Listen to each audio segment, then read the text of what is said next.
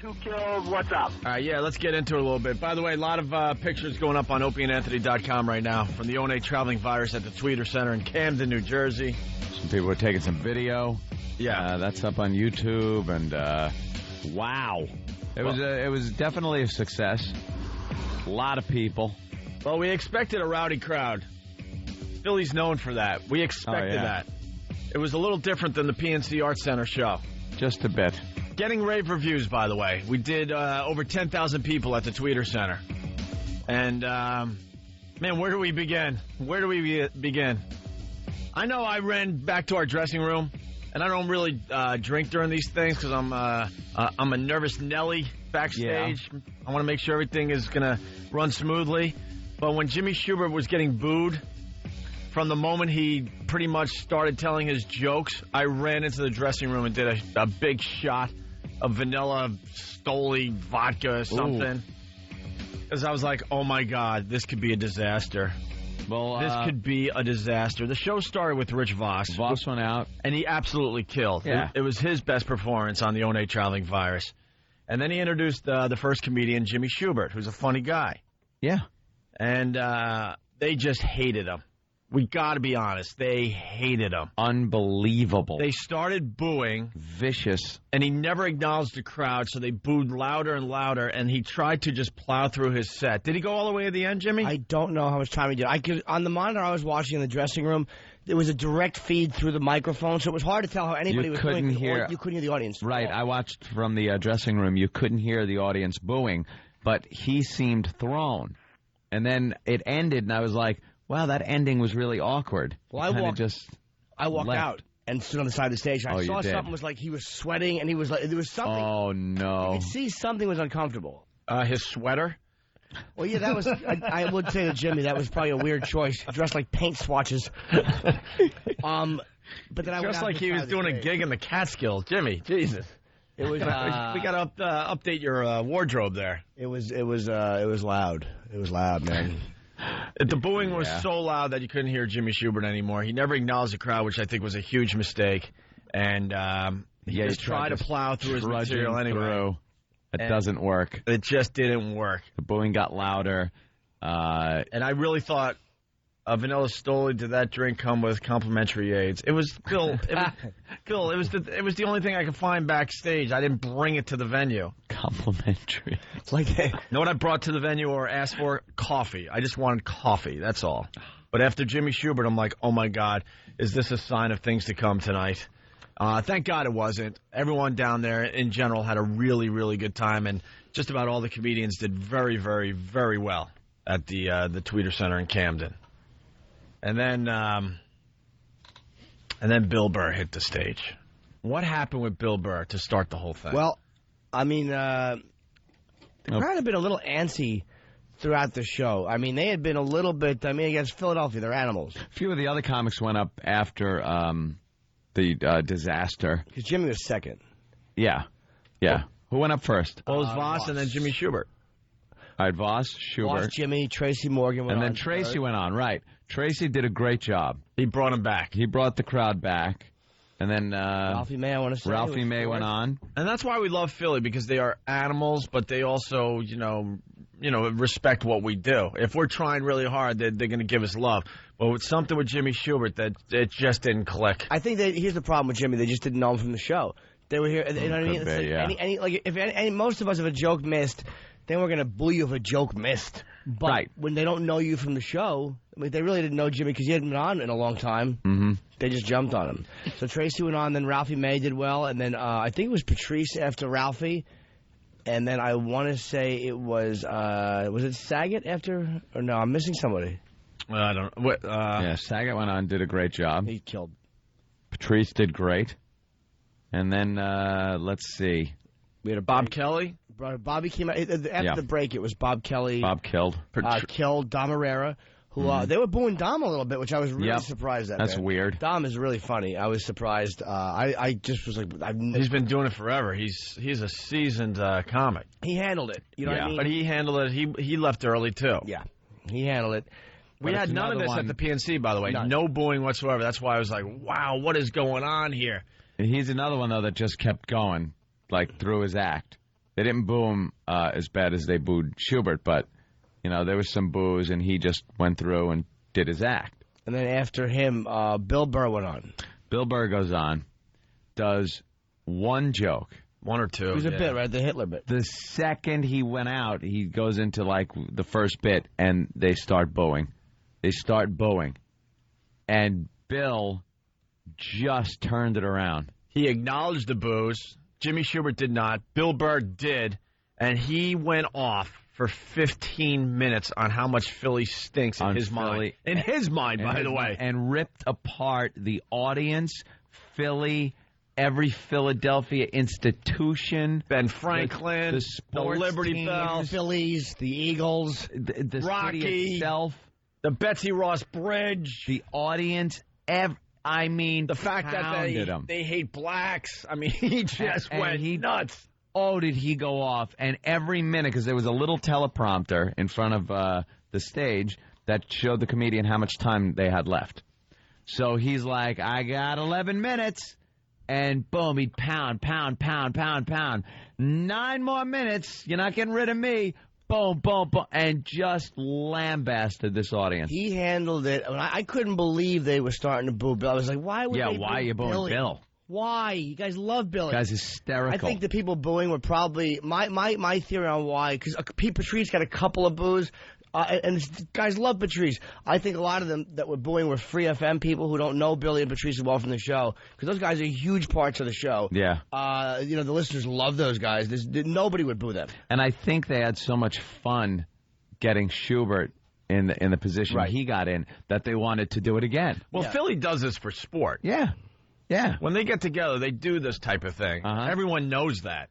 Well, the stories are legendary about booing Santa Claus. Yeah. There's a million. They love to boo. A million examples of Philly just getting really obnoxious. Billy wasn't having any part of it, man, and just turned it around to where when he got done, the place gave him such an ovation and applauded him. He was getting big laughs putting up with his crap during the set.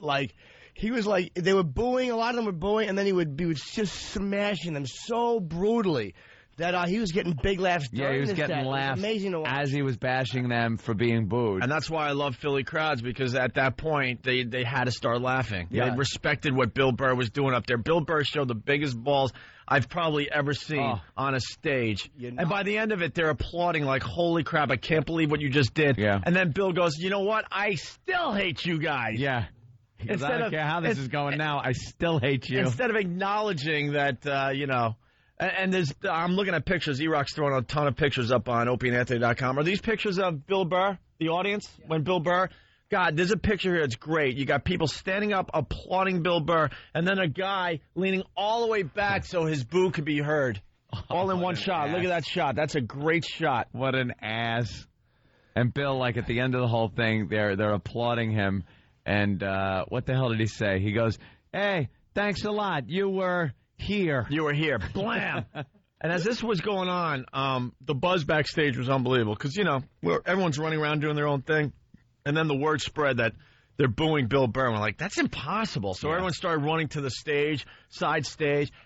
All the comedians, everyone backstage just jumping up and down, laughing, hitting each other, falling on the ground. We couldn't believe what we were watching. Could not believe it.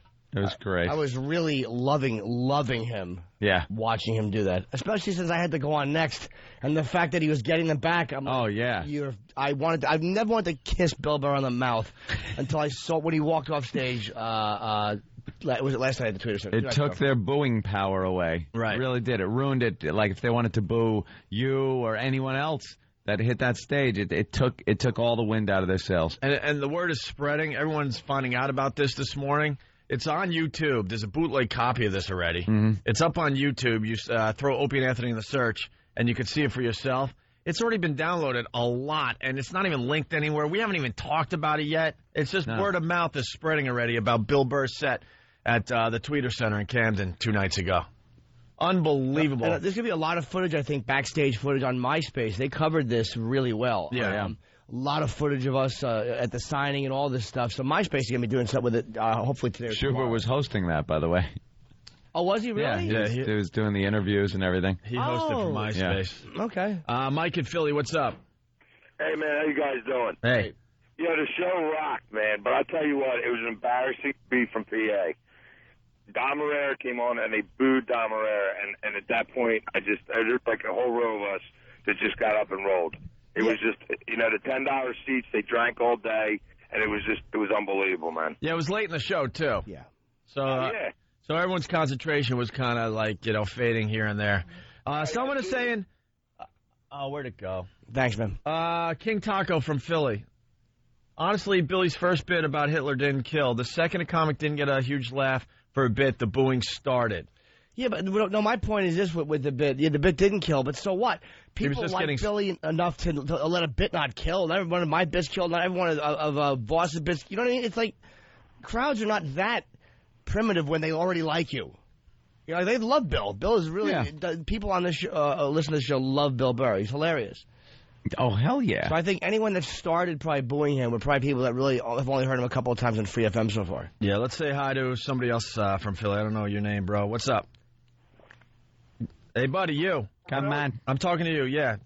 When Bill Burr first came out, the reason the booing started, he made an off-the-cuff comment about Don Herrera's set, and that just built the momentum, and everybody but he handled it great. It was the funniest 15 minutes. By the way, Herrera set. Well, they started booing Dom a little bit, so I think Bill Burr acknowledged that. Is that what you're saying? Yes. Oh, okay. When Bill first walked out, he made a comment about, something about Dom, and then the front 4 or 5 rows just started booing, and the momentum built. But he handled it beautifully. He was hysterical. And I hope people understand. You know, comedians go up there. They don't improv for the most part. I mean, you throw a few things in there, obviously. Mm-hmm. Bill Burr made all that up off the cuff in front of 10,000 people that were booing him. Yeah. You understand what kind of balls that takes? It was just anger. And what a great knowledge of Philadelphia he has. Jesus Christ. He was pulling out all kinds of, Philly institutions and just trashing them. I'm glad that mayor in 1927 died. Yeah, I know. Bill knows a lot about Philly. He certainly does, damn reader. Some of the highlights was F the Liberty Bell. Yeah. I'm trying to remember some of the other ones. What was the other? I hope Dominic McNabb breaks both his ankles. Yeah. And they go 0-16. Eagles won yesterday, by the way. The Rocky crap was great. I hope your only bridge falls down and kills you all. And then he's talking about Rocky. Yeah, you treat Joe Frazier like crap. Because you hate blacks, but you... He's a real guy. Right. That was from here. But instead you build tribute statues to a fake guy. A fake Italian fighter. And it didn't stop. They're not doing the material justice. No. I understand that. Go to MySpace, throw Opie and Anthony in the search, and you'll see the bootleg Bill Burr performance from the Philly show. YouTube, too. YouTube and MySpace. You said MySpace. Oh, crap. No, I saw it on YouTube. I have no idea if it's on MySpace. It's definitely on YouTube. Throw Opie and Anthony in the search on YouTube. Eric, Jersey, what's up? Listen, Bill Burr is God. He made everybody from Philly just look like a bunch of tools. But the best thing is at the end, after he smashed them for a solid 15 minutes, he says, F you, and I'm still going to be selling my crap at the end. Oh, yeah. Yeah. Oh, and then he pointed out that the Phillies were named after a female horse. Yeah. Oh, yeah. And their faggy uniforms should be used to sell cotton candy at instructional games. He wasn't doing this for the instructional league. You understand? He wasn't doing this in Boston, where he's from. Yeah. Right in the heart of Philly, basically. Oh, yeah. You could see the damn city's skyline from where he was performing. Yep. Let's go to Matt. What's up, Matt? Morning, boys. Hey. I got to say, Bill Burr definitely had the save of the game, the way he turned everything around on everybody. The best line was, you guys don't want to talk about Hitler? What do you want to talk about, heart disease? Okay, good, because all you mother effers are going to die of heart disease eating those effing cheesesteaks anyway. Yeah, and then he talked about the cheese melting out eyeballs or something. I don't know. Oh, he wished cancer on the crowd so their hair would fall out, and then he looked at him and said, you wouldn't notice on all you bald-shaved head asses. Pounding. Just a pounding. At the end, he says, okay, I got 2 minutes left. So I just bought a computer. Yeah, and then the whole place lost it. He was awesome. Definitely awesome. All right, man. Thank you. Thank you, guys. All right, let's say hi to Paul in Philly. Paul, what's up? Hey, what's going on, guys? Hey. Hi. Hey, Aunt, I sat behind your mom and your sister at the show. Oh. Oh, man, your sister. Your mother is a cougar, man. A cougar. Were they enjoying the show? Yes, very much so. Goody. Especially your sister. The guy sitting next to her was trying to pick up on her. He was almost had his hand on her ass. Was it Big A? It might have been her boyfriend. No, he was taking pictures. He was a blonde-haired guy. He looked like Opie, right? Interesting.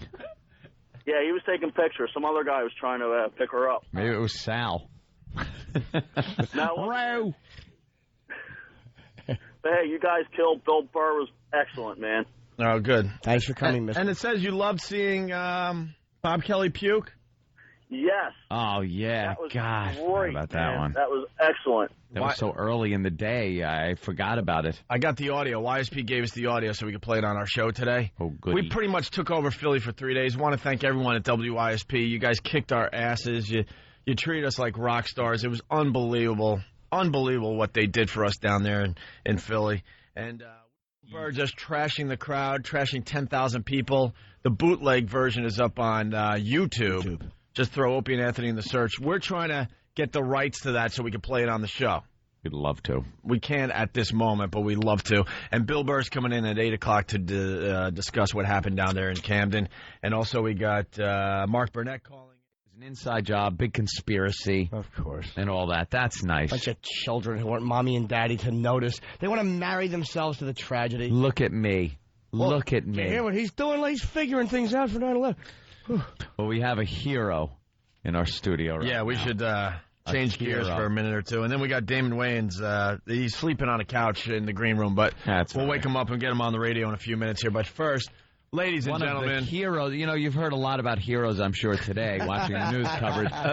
It pales in comparison to the hero that is in our studio right now, Mr.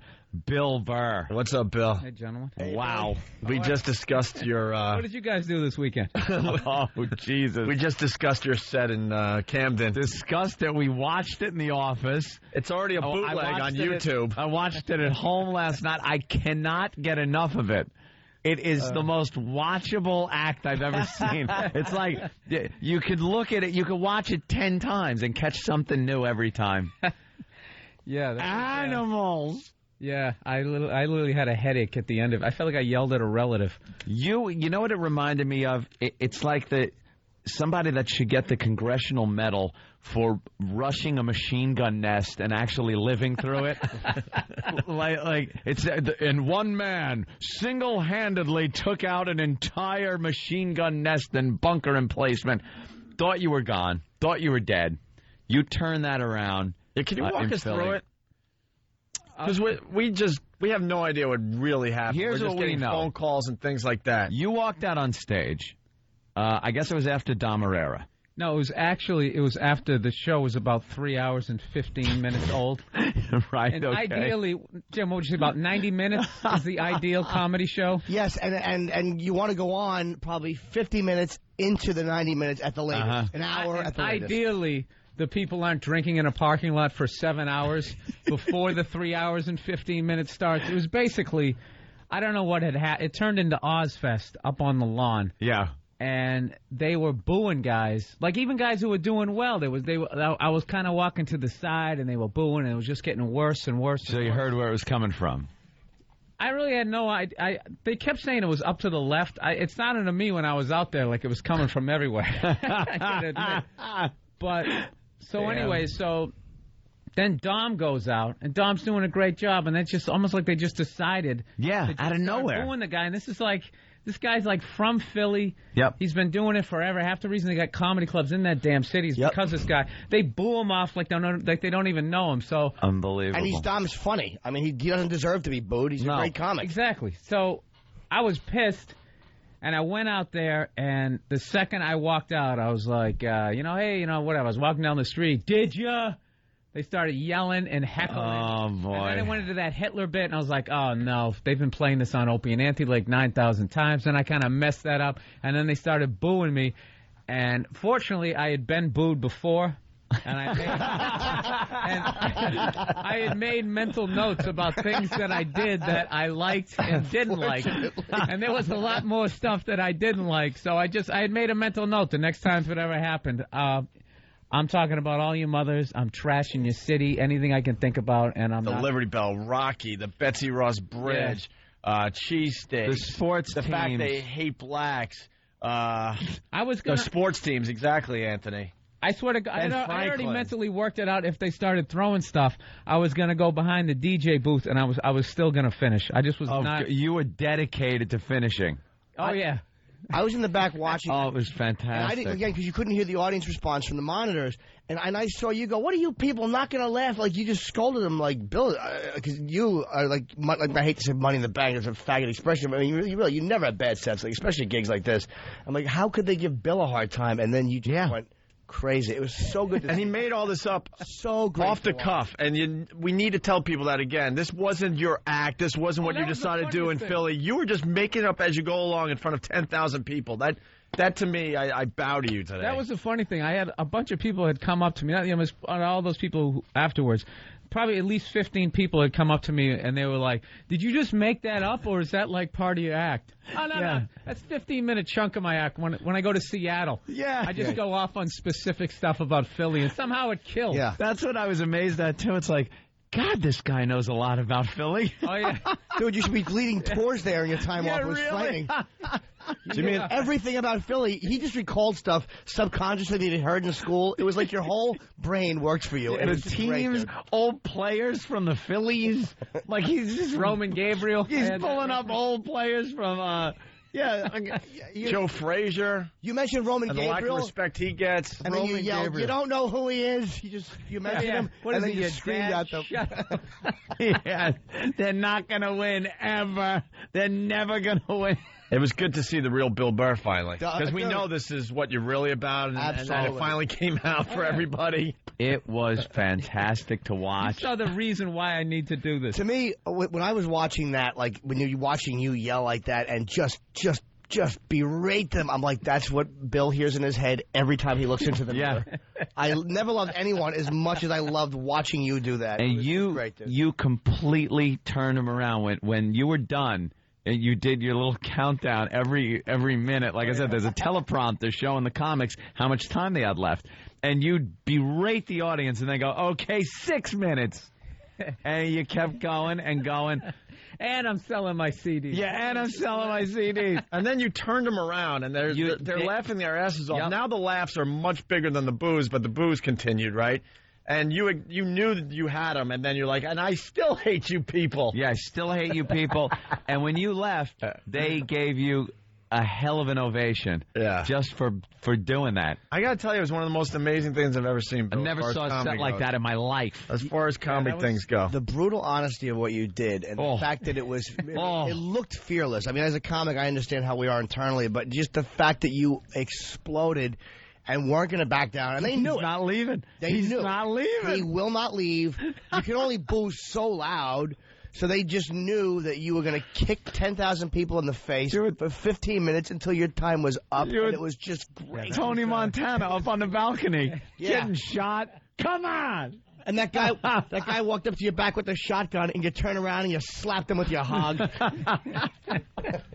Yeah, it was blind rage by the end. Oh, yeah. To the point when I got off, I was really, when I walked back there, I didn't know what the reaction of you was. We all ran to the stage because the word spread. Bill Burr's getting booed, and he's just attacking the crowd. We all, every single person backstage just about was on the side stage just watching. We're jumping up and down. We're hugging each other. We're falling on the ground like idiots. We loved it.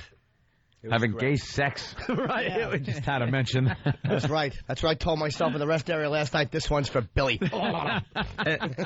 And someone bootlegged it. It's up on YouTube. And the word hasn't even really spread. I mean, now it has, obviously, because we're talking about it. But this morning, it was already downloaded thousands of times. I'm like, man, people are talking about this thing. Yeah, you go to YouTube and just throw Opie and Anthony in the search, and there it is. It's there. The first time I got booed, that there's this amazing feeling when you just realize you can't get them back. And the first time I got booed, I didn't leave that time, but I kept trying to do jokes or something. I didn't leave or whatever.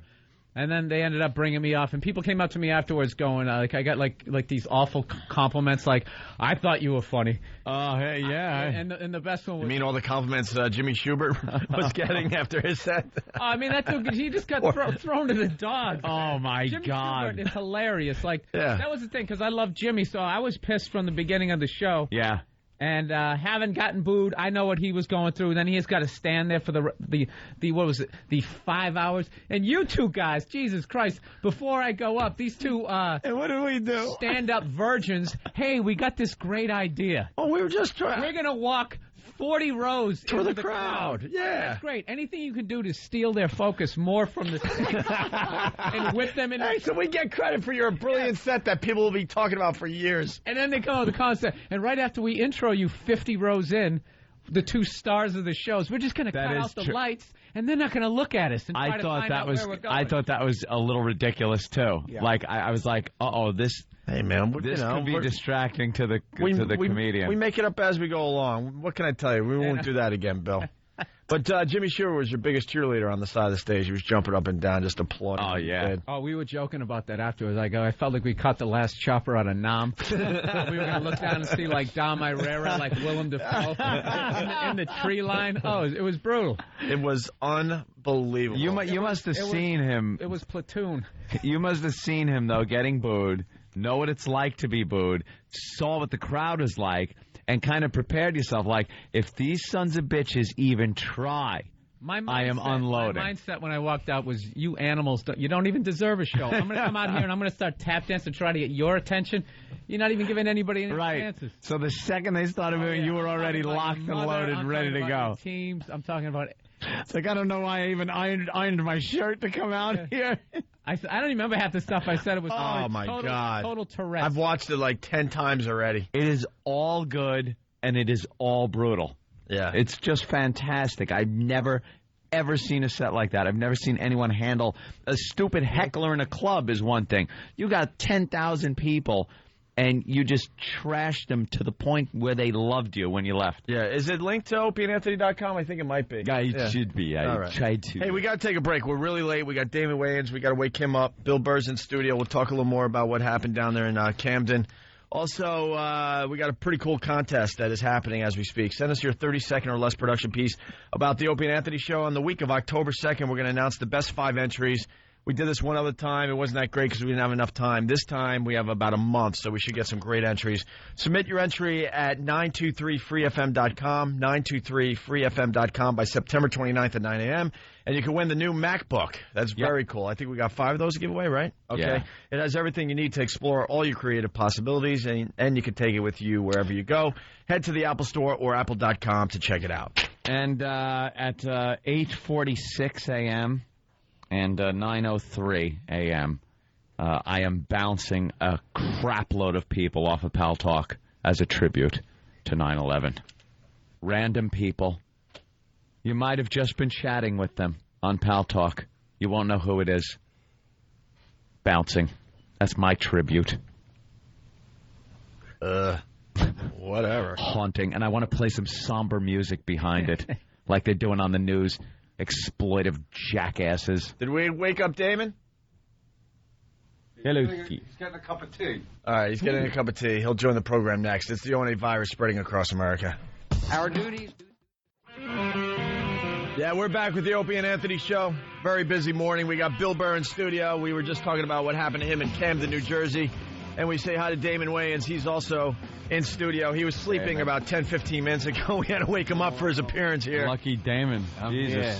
You know, you got to stay ready so you don't have to get ready. So, you know, I was on there just visualizing how much fun we're going to have today. How early do you usually get up? Can't be this early, right? No, I get up this early. Do you? Work out, yeah. Yeah, you work out. You do all that stuff. Yeah, I mean, this is god awful early. Yeah, but I'm up 8 o'clock. Okay. Oh wow. Yeah, that's West Coast time. West Coast like 11. 3 hours. Yeah. Oh, okay. Yeah, I'm up at like 5 in the morning. Did you hear us talking about what happened to Bill Burr in Camden? Oh yeah. It was just I've seen a lot of comedy shows over the years. It was the most amazing thing I've ever seen. Well, that's when the true comic is born. It's not when you're funny when everything is going well. It's when the stuff hits the fan, and you have to test your skills, and you have to, sometimes you have to let people know who's the boss, and that they're your puppets. And Bill did it. I was saying during the commercial break, it wasn't like he was at a comedy club and he had to smash one table. Right. He had to smash like 10,000 people, and then he turned them around, and we were just looking at shots during the commercial break. He got a standing ovation by the end of it. It was like watching a rape victim jump up and grab a strap-on. Yeah. Me, I carry a gun. Yeah, that probably helps. People, they shut up. The rest of them are going to listen. Yeah. Usually you just got to open your coat, show it to them. Yeah. Just let them know what's up. Boo. At one point you did say you were going to take out a gun.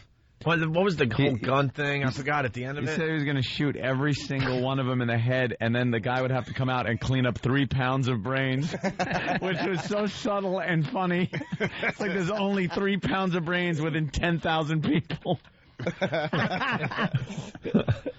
But it sounds smashing. I loved it. That made my weekend. It just made my weekend.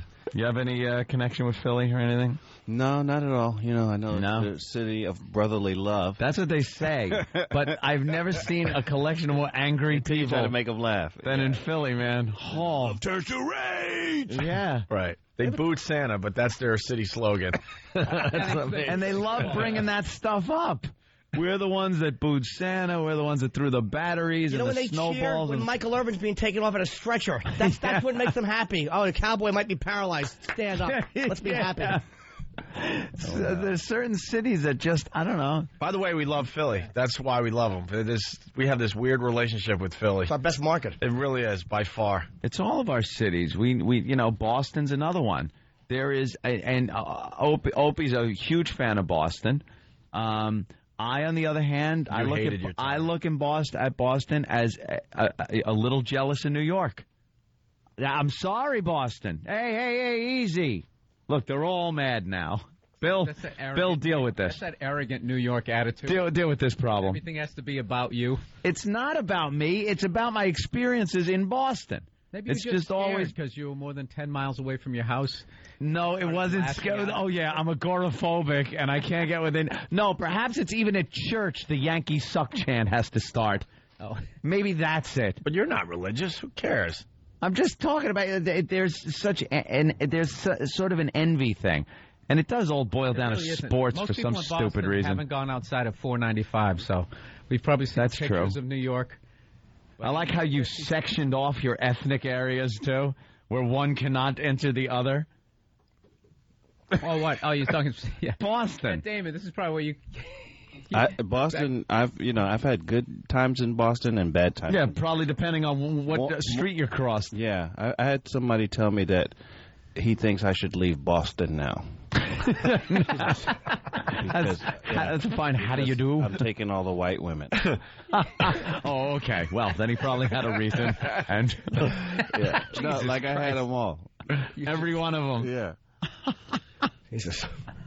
Yeah, all sectioned off. Well, black crowds are notoriously rough if they don't like. Black crowds and Italian crowds are actually really similar. Like if they love you, and if they don't, you're a dead person. Yeah. And, I've kind of been booed by black crowds. My sex stuff saved me, but those are always scary crowds to me. Like, I'm always afraid to go on in front of like a purely black audience. I'm afraid they're just gonna hate me and boo me off. And the second they look at you, I was off at the Apollo. Like, you want to do a set at the Apollo? And then whoever asked me went, hello.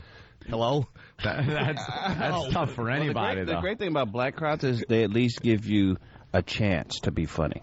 It's as soon as as they, realize that you're not going to be funny, then, all hell breaks loose. But black people, they will sit and listen and go, all right, you got about 5 more seconds. Yeah, I watched Showtime at the Apollo and seen people walk out and get a great ovation, and they start, and there's like this little gap, right? And it's like, okay, I'll give you a minute, and then just, boo, you suck, get off. The funny like, thing about black crowds, what I learned, trying to rap. They're going to have...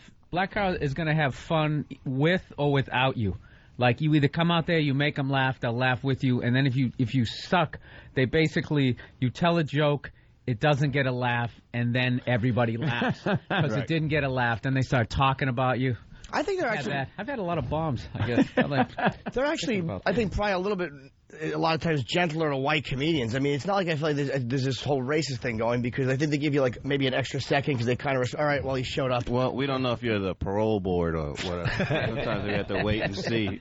One thing I've seen from watching the Apollo is a black audience will give an Asian guy, like, all the time in the world. Right. You see an Asian guy rapping, they just think it's the funniest goddamn thing. And, like, the guy's going to win the whole thing at the end. Like, why are they giving this guy the time of day? He sucks. But he's got a small penis, so you gotta cut him some slack. God damn! You ever play the Apollo? I played the Apollo. Yeah, I was there about a year and a half ago. Yeah, blew it up. You know, it's hometown from New York. Plus, you know, give a good ovation. Yeah, they know your name. They love me. I think they know who you are. And you know, I know that I got to bring my A game. I can't just walk into Apollo and improvise. Yeah, because even though you are known, they'll give you some time for that. They would love to have that, to be able to say we booed Damon Wayans out here. What a great Sandman came out and kicked his ass off the stage. I've seen Damon. This is what I love about you, is I've seen you go into the cellar sometimes, like just going or at the strip like 1 in the morning, really late, and just do an hour. Sometimes it's great. Sometimes they don't like it, but you don't care. I've never seen him care. It's just working on material and not using the I'm famous factor to get loud. It's just great to watch, man, to see somebody working out material regardless of whether they're enjoying it or not. Well, the beautiful thing about stand-up is you can, you know, if you really, you know, love it, you can really grow, and it's therapy for me. That's why I don't ever trip. A good set, a bad set, don't mean I don't. As soon as I walk off stage, it's done. I can't change it, and I'm cool with it. I live with it. But for the most part, it's about going up there and just speaking my mind. That's somebody who's been in it, you know, for too long. No, for a while. Yeah. No, that's I saw one. That's pretty good though. I saw one of his jaded sets years ago. You were working on that character, that Damonson. Remember that? Oh, Damonson, when I was doing the pimp. Yeah, and he was saying all this evil stuff, and some English. It was like probably like 20 people at like 1 in the morning. He's just saying the character saying the most evil stuff ever. I remember this white lady from England is like, yo, Avo, and she's just yelling as she's walking out, and you're just going, good, leave. I don't care. I really don't care.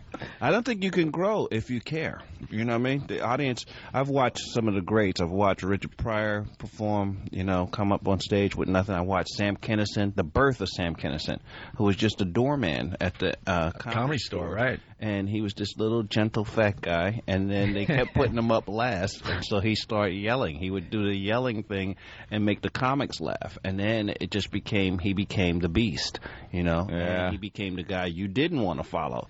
You know, Sam was brilliant. The crowd, I think, understands when you, like, if you, there's a weird mentality. It's like a girl. Like, if you have a lack of respect for them, they come around. But if you need them too much, they know they have you and they resent you for it, and then they kill you. Well, the thing is, I realized that the audience, you can't give them that much power. You have to respect them, but for the most part, they'll laugh at Carrot Top, they'll laugh at me. They don't really know the difference. They just know that it's a joke. And what's the you know what I mean? It's like they don't really understand, you know, a great comic just from a comic. He said a joke, and you can hear the same joke someone else did earlier and still laugh. And you go, I can't respect you people. I used to fight.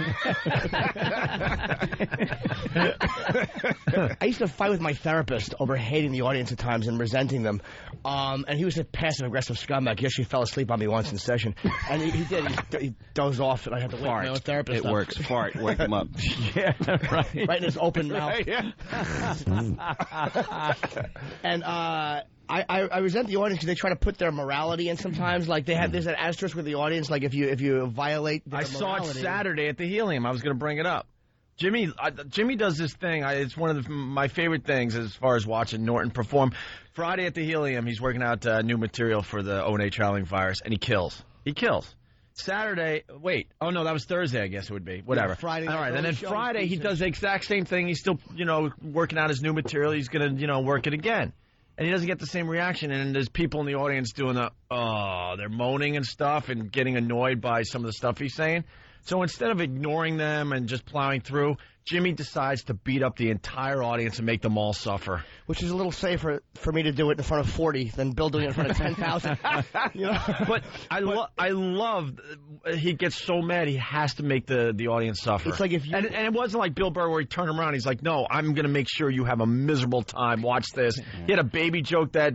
They went, and then he just went way over the top with the baby joke. Oh, yeah. Because you know how it is. Like, when they determine that they hate your guts, it's like they're not going to like you or they disagree with you. It's like, look, we're all going to leave here feeling like we needed a shower. There's no way I want to die alone. You know what I mean? You want to bring the entire crowd down with you and then just make the headliner who's got to go up just suffer. He'll turn and just go, I hate you people. And he means it. Yeah. And they look at him like, that's funny. Like, and you can tell, no, he's not joking. He really hates you. Because you know how, I mean, it's like whenever there's something that they disagree with, they feel a need to make you know that they disagree with it. Well, they don't do that in other forms of the arts. Like, you know, you can watch a play about something and not feel a need to make the actors know you disagree with their political point of view. Why do you have to do it with the comedians? You guys got a rough spot, man.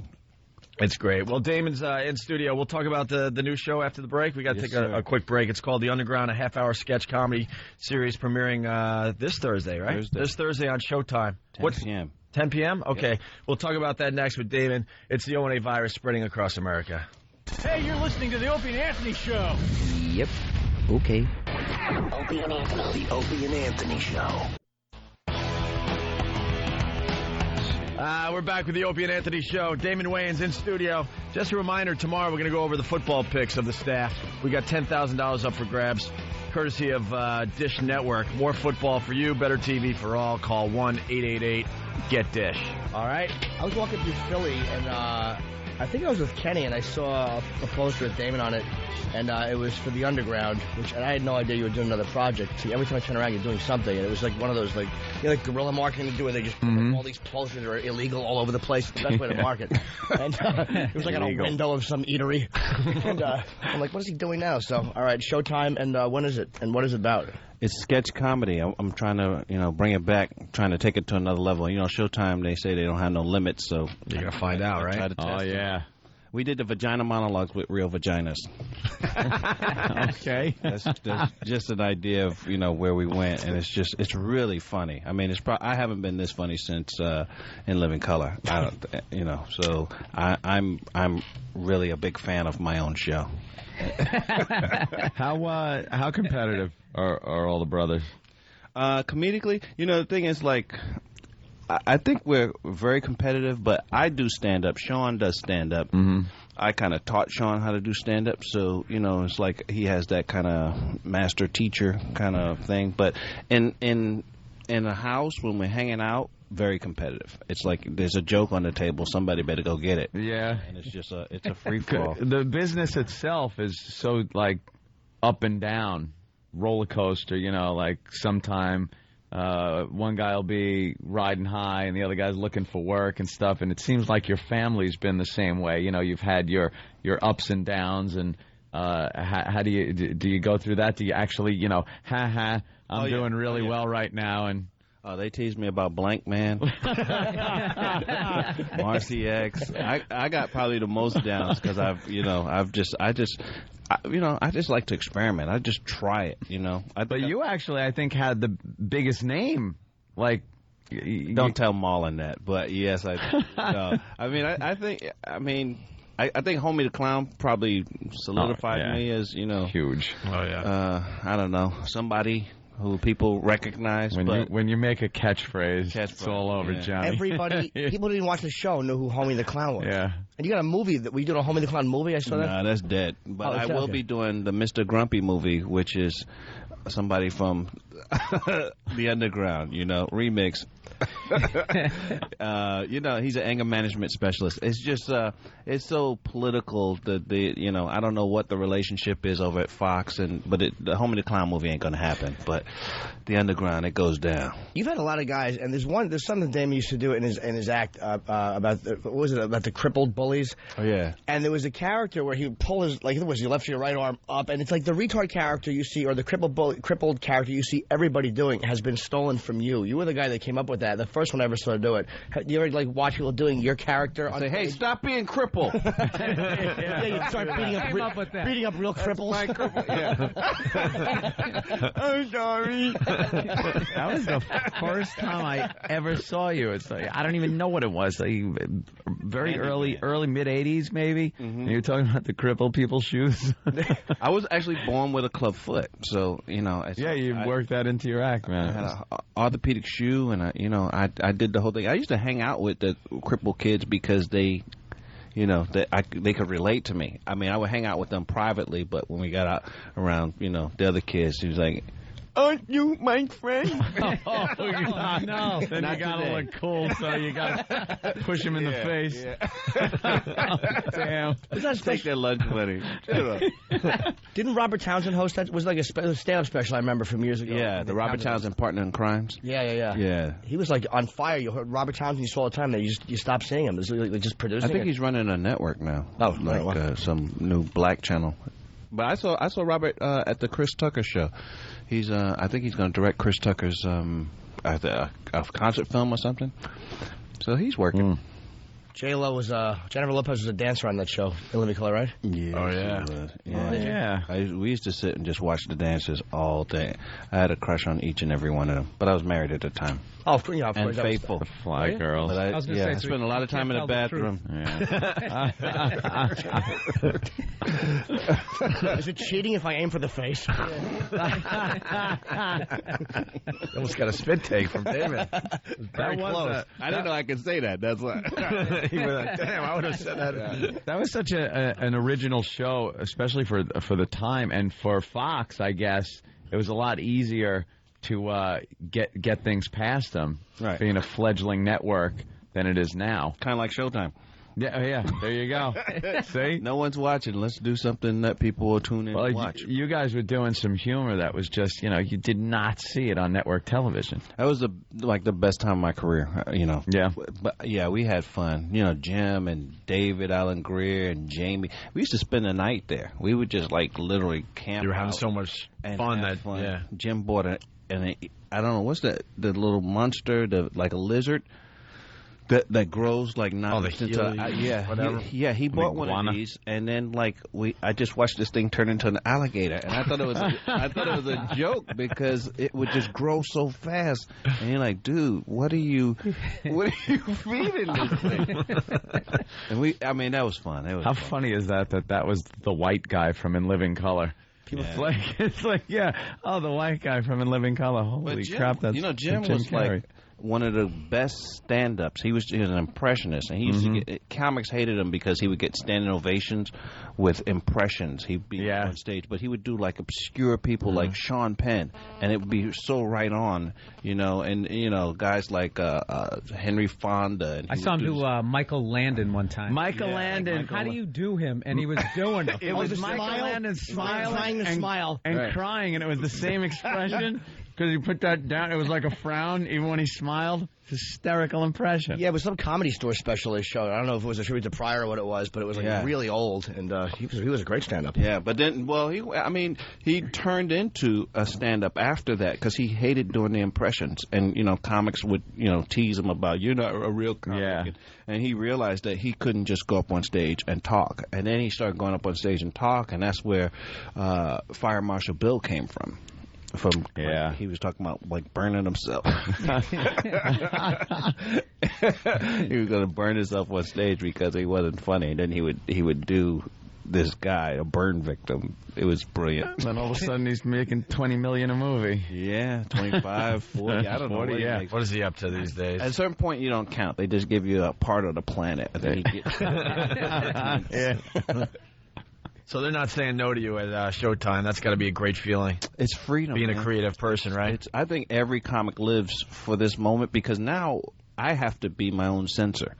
It's like when you say you can just do whatever you want, and then you start looking at what we shoot, and they're like, guys, this is just nasty. Took it a little too far. Yeah, I don't want people to throw up. I don't want people to.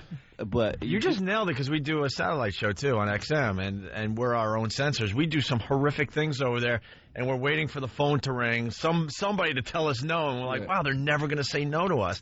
So you start thinking, all right, where's my limits? Yeah, well, that's what it is. But you know, you can't have limits. You just have to, you know. I call this season shock and awe. You know what I mean? This is the one where people are going to come. And then next season, you know, we're going to, I don't know, I don't say smarter, but we're going to be really focusing on the characters because we got great characters. Yeah. Great, really three-dimensional. Hopefully people, you know, come up with the catchphrases and all that stuff for them. This season's the attention getter. Yeah, I wanted to create an environment where Janet Jackson could come pop her breast out. Well, we got some ideas for you if you want some attention. We're really good at getting attention from some of our ideas. Done that a couple of times. You don't mind being unemployed for 26 months? Might want to do a sketch at St. Pat's. I don't know. Yeah, that worked well. Right. How many episodes did they give? Oh, they'll be talking. We did 10. 10. Yeah, so it's what are some of the topics you cover? Well, we did Iraqi's funniest home videos. Nice. We balls out jeans. Let's see, we got balls out jeans. Stravante. He's a guy who he's an ex-con who likes white women, but he likes them mature, so he falls in love with someone's grandma. We have let's see who else. African cooking show. It's like one of those you know, like in the bush. He's the Emerald Lagasse. Yeah, and he makes like cannibal dishes. Who else would do? Superhero, fights crime. He's got a huge penis. Nice. He rescues people with it.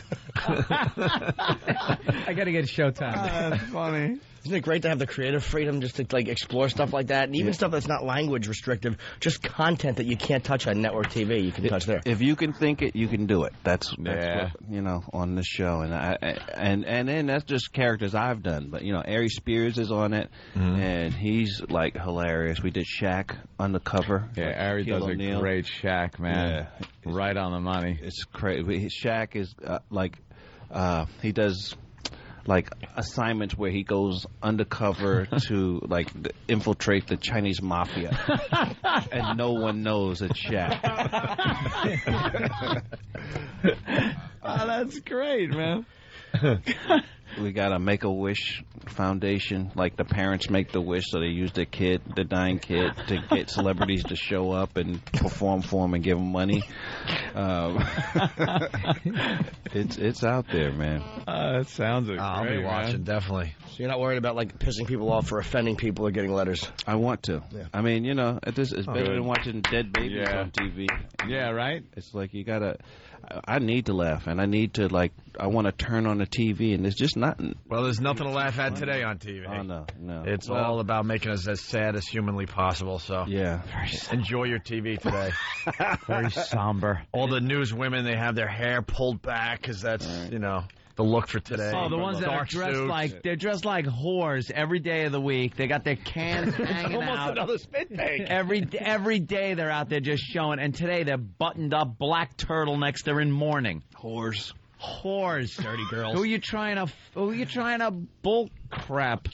I could say the 10 minutes and I'll say, yeah. Oliver Stone had it right in Natural Born Killers. It was a brilliant take he did of a woman who's braless in a white shirt doing the news. And it was just a great statement about you it. just focused on her chest. Yeah. Who cares about her head? It could have been lopped off. You wouldn't notice until the word stopped.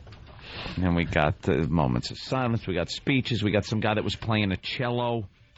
That's it. Oh, I didn't do my my tribute.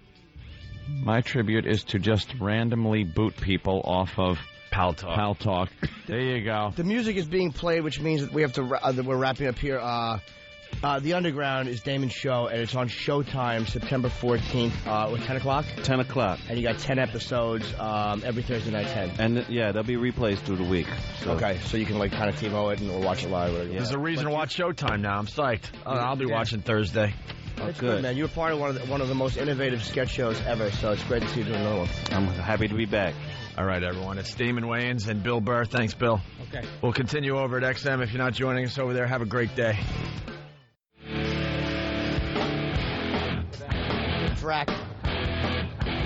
Dracula making the getaway. Look at him, of course, right to the shade he goes. Yeah, every time he walks through the sun, there's like dust just falling behind him. It's like watching somebody covered in white powder walk. Little pieces of him. Like Blur, Nosferatu. With his little casket over his shoulder. My God, I barely realized we were on. Jesus, look at this guy's stomach. Oh, he's awful. Yeah, he's one of those guys, he's still wearing the same waist that he had in high school. When it folds over. He just has it a foot below his pubic line. We are waiting for you. We are waiting for you. Don't you hate awful attempts at humor? Yes, but especially when they won't fuck me after. I was hoping she was like homeless. What was that? I don't know. A lady trying to be funny. What was she? You guys probably trashed her. Oh, go fuck yourself. Ugh. She probably talked to her therapist. I'm gonna confront them. Confront them. Are you waiting for me? No. No, we're not. We're not. Older Florence Henderson. Enough of you. I just wish I had improv skills, and when she asked that, I would have said, yes, someone told me there was a cunt on her way. And of course, now I'll say that she's fucking 2 blocks away. I had no idea who she was, so I didn't know if she worked for anybody. Delayed courage. We knew. Can you let me in on this? I just joined you guys. Some broad just walked up and said, "Are you waiting for me? Are you waiting for me?" And then walked away. Yeah, I didn't even know what she was talking about. And I said something funny as she reached Brooklyn. Too bad they didn't boo me in Philly. Then I could have fucking been really funny in the van ride home, and not when I needed it. Once again. I was in the elevator with Damon. I just explained our weird job about now we broadcast on the street and go to XM. Yeah. He wants to do the XM show so bad now. Oh, cool, yeah. But he's got a lot of things he's got to do today, but he took down the address. He said he's going to try to stop by tomorrow. The uncensored version. You know, I ran into Al Dukes in the hallway. Yeah. And he goes, do you know you said to kill Muslims on the show today? Yeah. And I don't know if I said it in that context. No, you said it makes me want to kill Muslims or those filthy animals or whatever. I believe it was dumped. Okay. Was it? It wasn't dumped? Oh, good. No, you didn't encourage people to kill Muslims. What you said is it makes me angry. Yeah. Oh, sorry. And it makes me want to kill Muslims. You gave a gut reaction to the way you felt when you watched that footage. That should be fine. The way a lot of people feel, because that's what it was all about. You know, at that time, at the moment it happened, you weren't thinking about how sad we're going to be in 5 years. You're thinking, let's collect up all the people responsible for this and run them through a fucking meat grinder. And look at the bunt.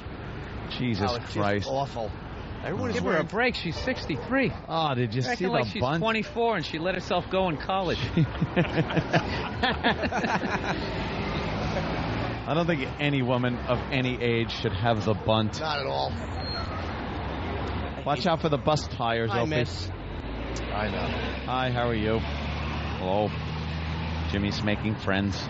I'm a friendly guy. Yeah. She has that creepy little bit of hair under the chin, but not much. Wow. Like you can see when the sunlight hits it a certain way. Sun hits it right. She needs to get that waxed or electrolysis. Yeah, that's something you notice by the third date. You've already said too many emotional things. Too many emotional things, huh? Now you actually has to be a breakup after 3 days. Like, oh, God. And you feel shallow. You're like, wow, I didn't realize you had a stash. I know. Why did I say I was thinking about you, too? It's just going to make this even worse. I was thinking about you, too, but I meant to say it while I was watching a Groucho Marx video. As you're giving a Fidel Castro update. Oh, you can cross right away. Sam, you want to walk, or should we be waiting for Sam? You're holding up the whole show. Rotten feet pointed out.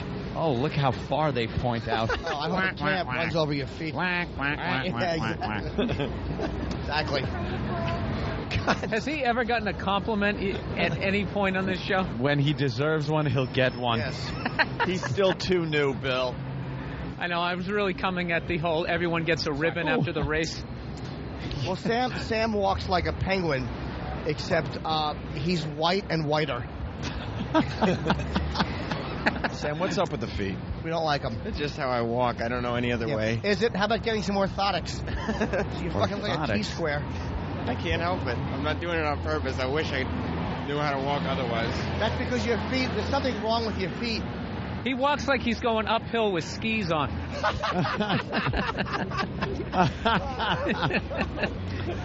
I enjoyed that one. Being a skier and all. That is really funny. He needs to be hobbled just to fix his feet. Yeah. His feet are fucked up because there's something with the arches that are not good. So if he gets orthotics, it will fix it. I'm telling you. That looks like more of an ankle problem than an arch problem. Well, okay, ankle problem, but orthotics can fix that. I want to twist his feet back the right way. Isn't hobble done with like one of those big wooden hammers? Yeah, a big hammer and or a piece of railroad tie. A mallet. And a mallet. We yeah, want to big mallet your ankles. Just to knock him over the right way. Over here. Don't the voice block of reason. the door. Over here. Club soda. Sam should have had the metal bar between the 2 feet as a kid. Oh, that would have done it, right. That would have helped you out. And then all kids could have made fun of you. You must come from a poor family. They couldn't do that for you. I don't know of any metal bar between my feet. Why is that fucking mustachioed faggot just staring at us? Which one? The building guy. I don't know. Why? Why does he look at us? The neighbor in Dennis the Menace. Oh, I want. You know what I want to do? What was his name Mr. again? Wilson. Yeah, Mr. Wilson. I want to hold him down, and I want to put pre-cum on his mustache. I want to lick pre-cum onto your stash. Sir? We got to say hi to this guy. He's from Australia, I believe, right? Holy shit. It's cool. How are you? Yeah, good, man. Good. How are you guys? Welcome to the States. All right. Sorry about the crocodile hunter, man. Oh, I was working at a summer camp in Oregon, and for 8 weeks they made me fucking say crikey every fucking day, so I was just happy that he's dead. Is that how you say it? Yeah. He's happy that he's dead. Yeah, happy that he's dead, really. Attaboy. But, yeah, I come and saw you guys in Camden. It was pretty sweet, man. But oh, thanks. Yeah, it was awesome. Good deal. How do you know about the show if you're from Australia? I used to listen to, when I was young, Andrew Dice Clay, and then I found clips of him on your show. Then I heard Norton, then I heard Bill Burr, and got XM. Wow. So, Where you live now, in New York? Or? No, man, just came to visit here for 3 weeks. Yeah. Like Two of those weeks What's of that? the trip. Yeah, Qantas. You know Travolta flies routes for them? John Travolta is a licensed pilot, and there are times when he's going the same place Qantas is. He will actually fly a plane with passengers on it for them. That's awesome. ridiculous. Absolutely true. I hate this mustachioed faggot and the way he's looking at me. He wants to suck my cock loudly.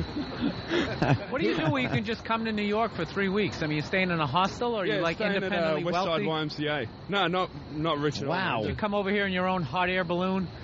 I'm fucking Qantas. It took me 20 hours. And, yeah. It was worth it, though.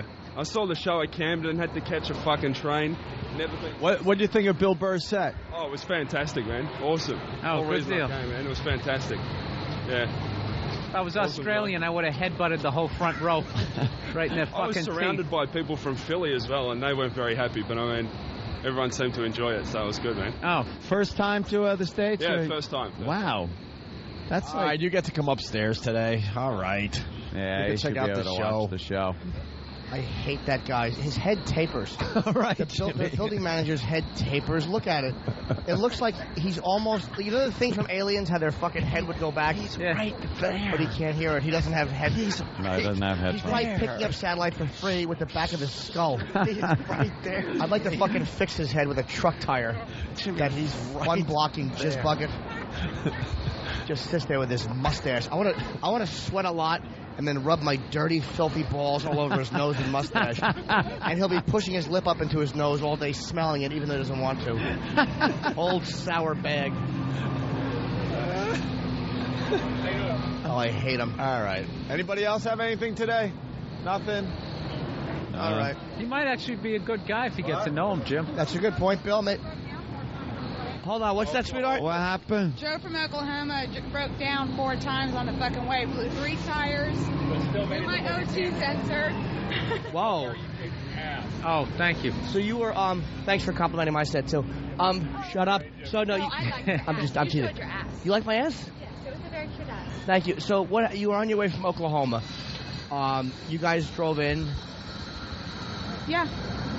But was there... Broke down but what... in Indiana, all right, go ahead. You broke just down go in ahead and answer Ohio, before I finish asking the broke question. down in Illinois. Sorry. Oh, I'm sure you did. When do you guys plan on going back? Like, you staying in New York for a while? A couple days. All right, go ahead right away. I was going to ask a little something else, but you feel free to just jump in and answer whatever you want. Why don't you just have the show and do it your way? Kiss my ass. I'd like to. Oh. There you go. Right there. You have pants on, though. Is that your boyfriend? Yeah, I guess so. He's a big boy. Oh, Super freeze. Nice undip them and all that happy horse shit. All right. There you go. That's my way out. Ooh. Jimmy kissed her Thank ass. All right, you guys come upstairs, too. Thank you. They got flat tires. Yeah, everybody's We'll coming bring up. most of you guys upstairs. Blew Let's 3 go. tires. She's a good girl. All right, we're bringing some of the Jimmy's freaks favorite inside with us. person at the desk, too. Oh, what person at the desk? I don't acknowledge anything at the desk. Apparently, there's somebody. A dog came in and took a big shit in the front of this hallway. And that's what I'm looking at. Oh, I hope that guy gets fucking AIDS on Christmas Eve. There you go. That will continue in a bit. Opie and Anthony.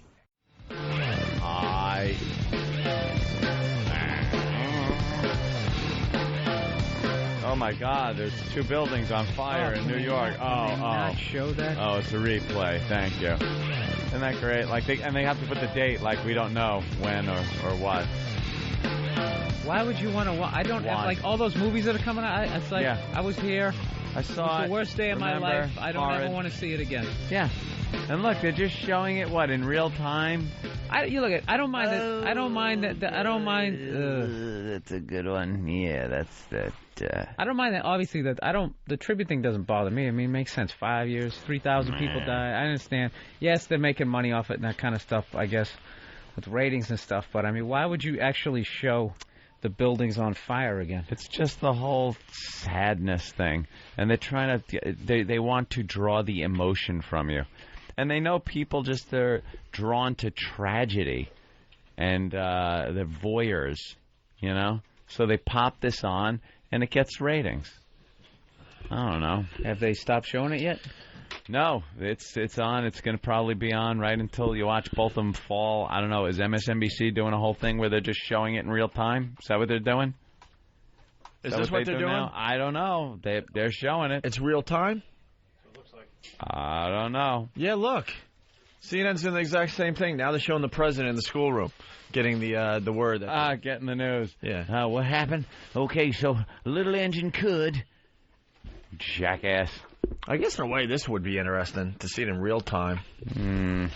I don't know. I saw it in real time once. It was I know. quite enough. Who doesn't remember how awful that day was? Yeah. Oh, I missed that bit of awfulness. Yeah. Wait a minute. There's a little tidbit of awfulness I missed. The horror that must have been taking place above that hole in the building. And when he emerged from that room, I watched as he met the responsibilities of his oath of office to preserve, protect, and defend the Constitution, and to be the commander-in-chief. It really was an amazing moment to watch that videotape. I just see everybody's face who now knows falls, and you can see the jaws get tight as they sort of go about the next step. Oh, we all know how it ends. The president stayed on with the students. Why not make up some excuse for the second graders Look at his and face. then come out? Why he got a lot, as you well know, Jesus. he got a lot of criticism for staying on to read with the students. Why do that? Well, I think the president did the right thing at the right time. I don't know that he could have done anything else during that brief You period leave of the time. goddamn classroom of kids. Absolutely. Oh, sorry, Jimmy. And you start bombing something. Wait, I got your mic on. Guys. Why can't I Can't hear hear you, Jimmy Jimmy. Norden? I got every mic on. Jimmy with his dry salted almonds. No, we'd hear him chewing. Nothing. God, There's we nothing. leave for a couple days, and there's always problems when we get back. Fix it.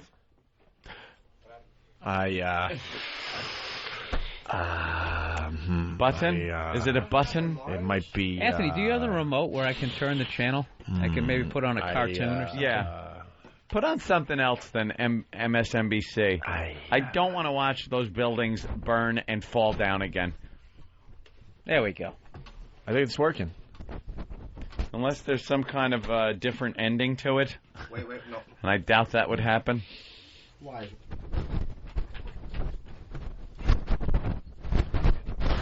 Oh, my God.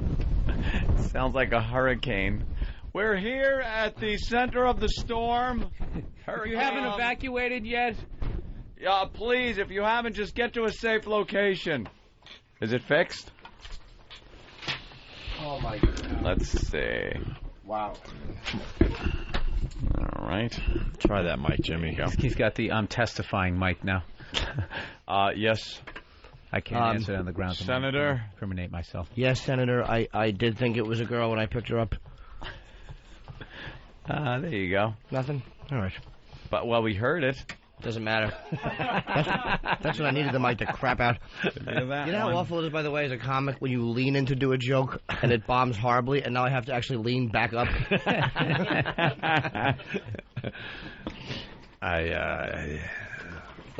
You mean... Wait, where's Kenny? Kenny went to go do what stuff. Kenny does. But I want more! Get smoothies. He's right over there if you need him. Where's Club Soda? Should we take a break so we have microphones for the show? I tossed a bunch of people out of Pal Talk at the end. Turn it off. Why? This is more interesting than what we're doing. I want to hear the sounds of you trying to fix something. Yes, I want to hear it too. I got to unplug it. Oh, no. No, now it's on. Good. But it's not going to stay on. What'd you do? Why? There's a little damage here. Hence the black tape around the mic. Can't we just fix it the right way? Yeah. What happened? Who damaged it? How long has it been damaged? About 5 minutes. No, someone taped it. I'll be right back. Like, can't we just put a new, thing? It just needs a new thing. Yeah, I got a new wire for it. It just needs a new thing. You sound like Thurston Howell. All right, let's say hi to Selena in Flushing. Selena, what's up? Hey, boys. I was in Camden on Saturday. Where are you? And I wanted to, thank you guys for hanging out for 2 hours after the show to sign autographs. Oh, yeah. Yeah, I was like the last person online. Well, thank God you were there. Oh. The reason for that, the guys were just trying to pick up trim. Yeah. Late well, I was night the only snatch. chick in Camden, I think, that night. You were the only chick in Camden? I don't know. There weren't many Asians around. Asians? Are you an Asian girl? Oh, I remember you. You had the little the thing there. You had the little wooden shoes. That was you, right? Yeah, sure. The little wooden shoes, and I had my little rice basket. Wait, you were bound. You were with a white guy, right? No. Oh, no? I was with Ray. Yeah, the half shirt with the. Guy? Oh, I do remember because I know Ray used to intern for us. Oh, Ray, yeah. You were very pretty. I remember, like, you walk up, and I said, "Did you enjoy yourself?" And you went, "I have a good time." Yeah. I have a good time. And I bowed to you. Yeah, with my hands folded. We're glad you came. So there's a reason you're calling, I assume. You wanted to thank us for making you laugh? Yes. Thanks, Jimmy. I'm just teasing. You particularly. I know my easy, dumb jokes. All right, Selena, thank you. Sorry, Serena. Thanks, guys. Yeah, we did stay about 2.5 hours after the show. We signed as many autographs as we could. Autograph. All right, let's say hi to Sonny Forelli. Actually, no, we'll go to Eric in Colorado first. Hold on, Sonny. Eric, what's up? Eddie. Yeah, hey, boys. Hey, I got to call Bill Burr out. On the walk over, Bill, his name is Fidel Castro, not Fidel Castro. I noticed that too, sir, but why wreck a good joke? Yeah, I know. Because Bill made a slight pronunciation error. Yeah. Well, it's not worth it. Say what it is. I'm stupid. I don't know what his first name is. You just made a little mistake. We all make mistakes. Were you going to boo him now? Yes, sir. No, actually, I'm going to thank Jimmy for correcting a problem. All right, thank you, sir. I emailed you last week, Jimmy, about the problem with the shows in Denver. Right. And they have been corrected. Oh, thank you. I'm doing Denver. I guess they had the date screwed up. So, all right, great. Thank you, sir, for straightening that out with me. Godspeed. All right, let's go to Sonny Forelli. Sonny! Hey, guys, what's happening? Hey. Yeah, I just want to, before I go into this, I want to congratulate you guys. Fucking perfect shows, man. I love them, man. Thanks. Hey, listen, on my way into Camden, I happened to hook up with Master Poe for the weekend. Ooh, lucky boy you are. I know it. And, you know, we drove in. I was riding my motorcycle, and he was following me, and I happened to take a wrong turn to get to the Tweeter Center, and we landed up in the middle of the ghetto in Camden. And, you know, Master Poe's like, hold on, I'll stop and get directions. Now, here I am thinking that he's going to, like, travel somewhere out of the ghetto to ask for directions. But the guy, like, happens to pick a package store right in the middle of, like, the slummiest place that he could fucking find to stop to ask for fucking directions. And here I am. Hold on, I'll be right back. He gets out of his car. He leaves his car running. Here I am on my bike. You can't hear me right now? I guarantee you there's no ending to this story. No. It's a while. These, you know, everybody's, like, looking at us, like, walking by us, like, you know, you're in the wrong neighborhood there, you know. And I'm like, fuck, you know. Okay.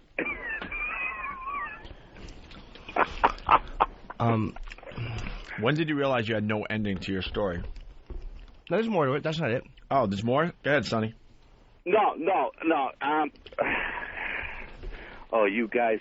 Just try to regain focus. Yeah, let's go. What? All right. So, anyways, he gets back to his car. You know, Does anybody remember laughter?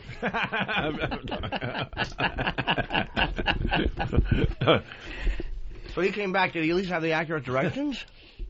No. He's like, you know, he gets back to his car, and he even turns around and says, "Geez, we happened to have parked in the worst part of the city, didn't we, Sonny?" And says, "Yeah, I think so." You know.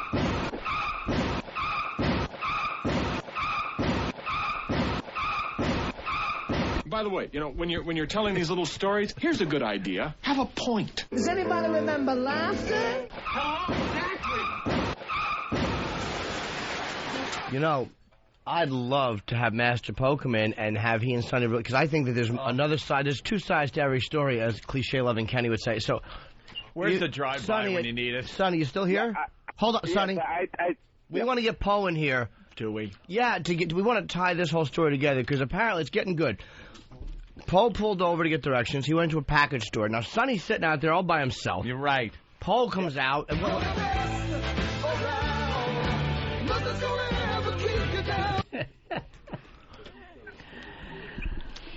Okay. Let's pick it up from here, Bobby, because we have to know what happened.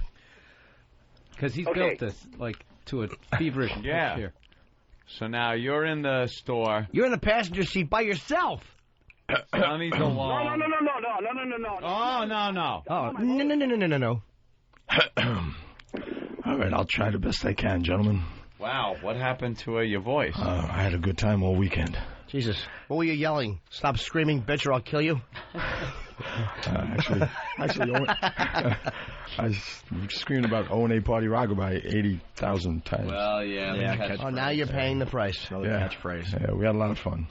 All about the catchphrases. Anyway, we did get lost, and we were in the ghetto. So instead of keep on driving and going deeper into the ghetto, I stopped at a local store. I was in my car. He was on his motorcycle. Oh, Jesus. And I went to the store, and I got directions. And the guy that I got directions from had no teeth, but he gave me great directions. So no one's going to bother you in a bad neighborhood. So, Sonny, I didn't know you were on a motorcycle. No, I was on a motorcycle. Now that makes the story... You're pelling. You're kind of... That changes everything. Well, this Jungle Love Fever couple starts walking by me, you know, and then the black guy, he walks into the apartment right next to the store, and then the woman comes walking up to me and asks me, you know, if I needed a date, you know. Nice. I'm like, oh God, what am I going to do? Spit. Shot. There you go. Take that. No, behind my back. She wanted to know if I wanted to play ping pong with her. That one there. There's a better. I'm getting good at this. Mm-hmm. Our volleys last a lot. Nah, say I jinxed it. Shit. All right. Oh, so you were saying? Get the ball, dude. Jesus. I got it.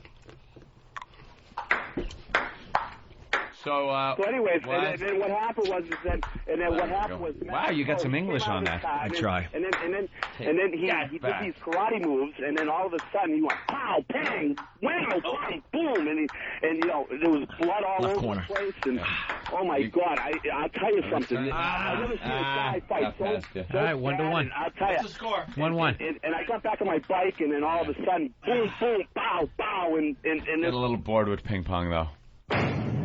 Let's bowl. Oh, nice. What do you think? What happened was, and then the guy, How do you get it to curve in, Opie? I always bowl like a straight ball. It looks like it's going in the gutter. On the wrist. It's on the wrist. Curves right in.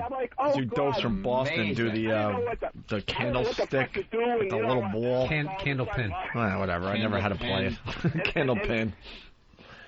Hey, it's got to have something to do with the Pilgrims from Boston. And then, hey, shut up. Shut up. E-Rock. Shut up. So, anyways, I get on my bike. He says, and that's what is wrong with you? Is a follow me, you know. So I bring nothing to the table. He got in his car. Shut up and sit down, you big bald fuck. Left turn and this right turn, and and we finally find the place, and he's like pointing over there. But then we took another wrong turn. And got us deeper into the ghetto. Now lean forward and choke yourself. Unbelievable. And then counting down his minutes. And then we have to go into the story. Well, no shit. And then after the now go home and get your fucking shine box. This guy gets lost all the time. And, and then you should have seen him. He's just killed a little fucking menace. I'm breaking your balls and right away you're getting fucking fish. You need to shut the fuck up. What any fucking time, sweetheart? Karate moves. Shut up, you damn asshole. Shut up, you damn asshole. Shut up, you damn asshole.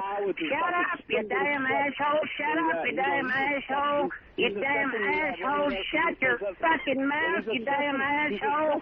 Shut up, you damn asshole. Shut up. Stop it. Over there, man. Stop whining. Stop whining. This sucks. And then all of a sudden, and he's like, yes, I'm assessing the situation, and then he goes up to the dudes, man. He says, you really need to calm down here, And, you dick. I don't care. Who cares? And then you lack discipline. We make it to our destination, right? And stop it. I don't care. Who cares? All the ladies, man. I'll tell you, this Master Poe, man. I don't care. My jokes don't go over. I don't care. I don't care. He does not care. And he's out there. Oh my God. I don't care. He does not care. I don't care. I'm happy, go lucky. Women call me pluck, pluck, plucky. I don't care. And then what happened was that you're just a tool. They all went home. I don't care. One more time. No, I don't care. I don't care. So that's my story. It's good. All right, that was a good one. We're cakes for nothing. I don't think Sid Field could have told a better one. Who? You know the guy that's screenwriting? Oh, shit. Did you like the part when Master Poe did the fucking karate moves or what? All right. Hey, guys. You guys, listen, I had a fucking great time there, man. All three shows were fucking...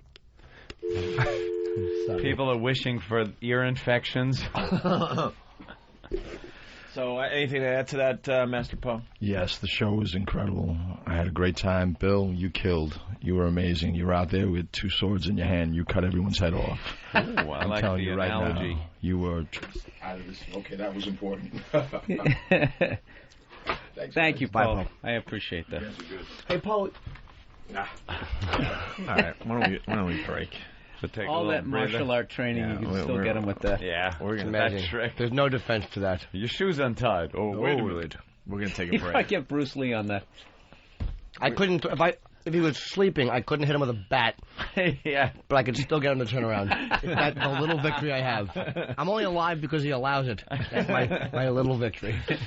All right, let's do this. Yes. Ugh.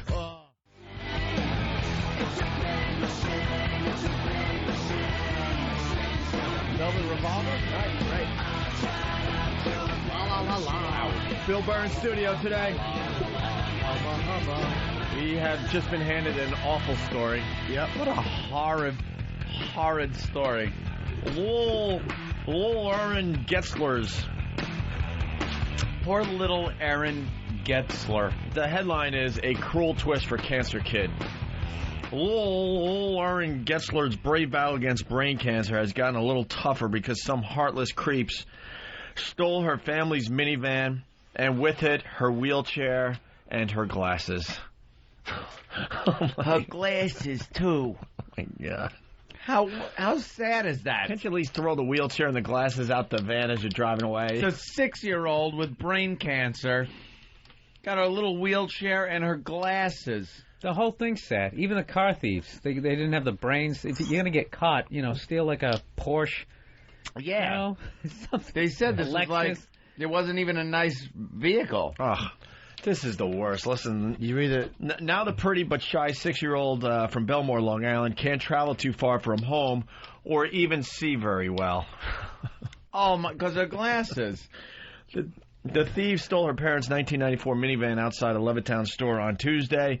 In the vehicle were Erin's wheelchair, prescription glasses, I can't read this. Anti-nausea. Anti-nausea and other medications, and a tote with games she plays while waiting in the oncologist's office. She got to wait in the cancer doctor office, play little games, and now her little games are gone, too. It says right here, this was a bad thing to do, Erin said with a frown yesterday. Bring back my van. It's obviously she's not very well spoken.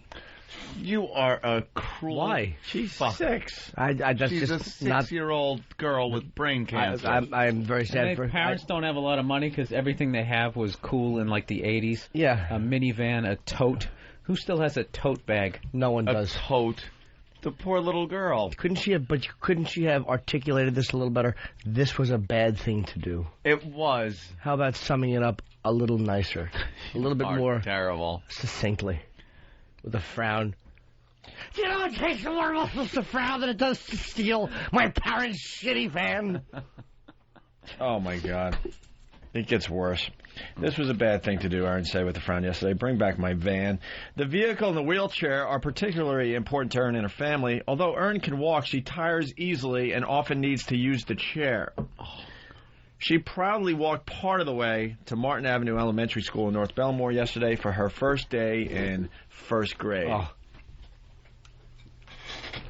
It's very, very sad. It really is. We opened the... Did you read this already, Opie? It was her first day. We opened the back, and she can watch her two brothers play baseball and soccer. Well, yeah, let me get to that point. Oh, I'm ahead, okay. But her mom, Joan, 47, pushed her the rest of the way in a borrowed wheelchair. The van is even more vital and harder to replace, Joan Getzler said. When my daughter's blood levels are down, she's more susceptible to infection, she said. So the van becomes a kind of isolation ward. That's terrible. I'm sorry. We open the back and she can watch her brothers play baseball and soccer, said the mother. It's like a home away from home for her. Without it, we have to limit where we go. That's terrible. I'm sorry. They were at a Target store no more than 45 minutes when the van was snatched.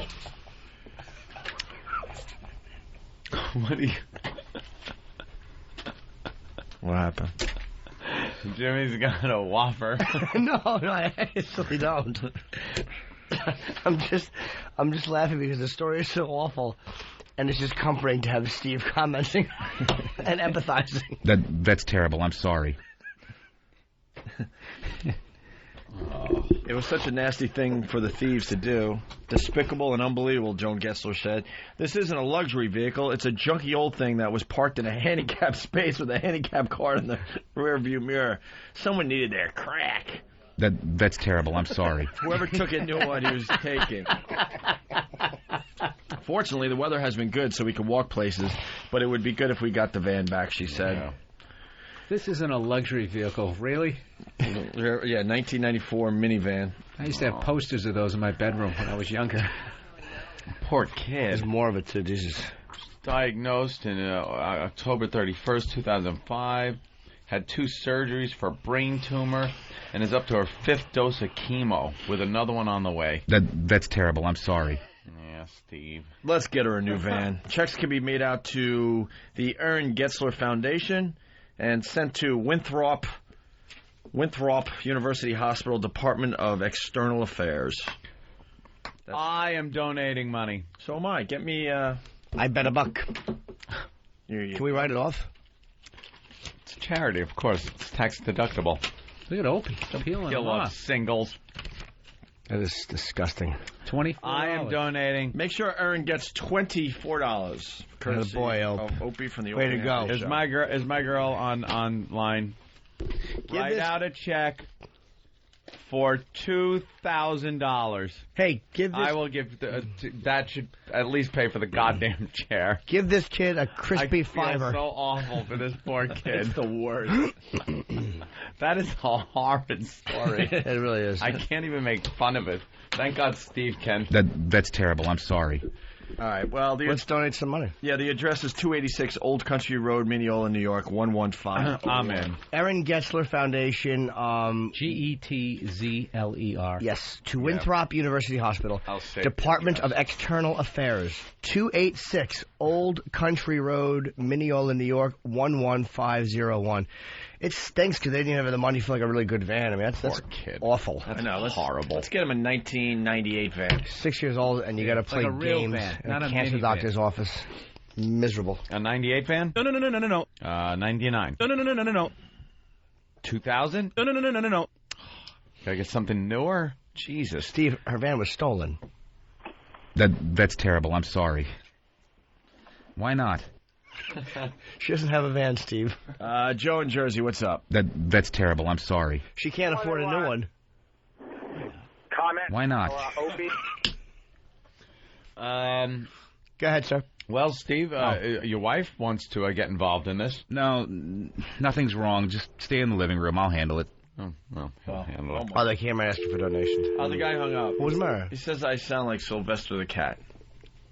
You don't. What the hell's that? Sylvester. No. Sylvester was like this. You don't list. No. I'm tired today, though. Porky Pig stuttered. I'm very tired today. Sylvester did this. Extremely tired today. All right. Well, Tom Brokaw got involved with the 9/11 Of course he did. coverage. They fucking dragged this relic out. 9/11. As a plan of Al-Qaeda came together, 2 planes hit the World Trade Center. Ugh. How this guy was an anchor for that long. Can we back up a second? Vin and Bayshore, yes. Dan and Bayshore. Hey, Dan. Hey, Opie, I smell a little scam here. This girl's prescription glasses were so important. Why wasn't she wearing them? Yeah.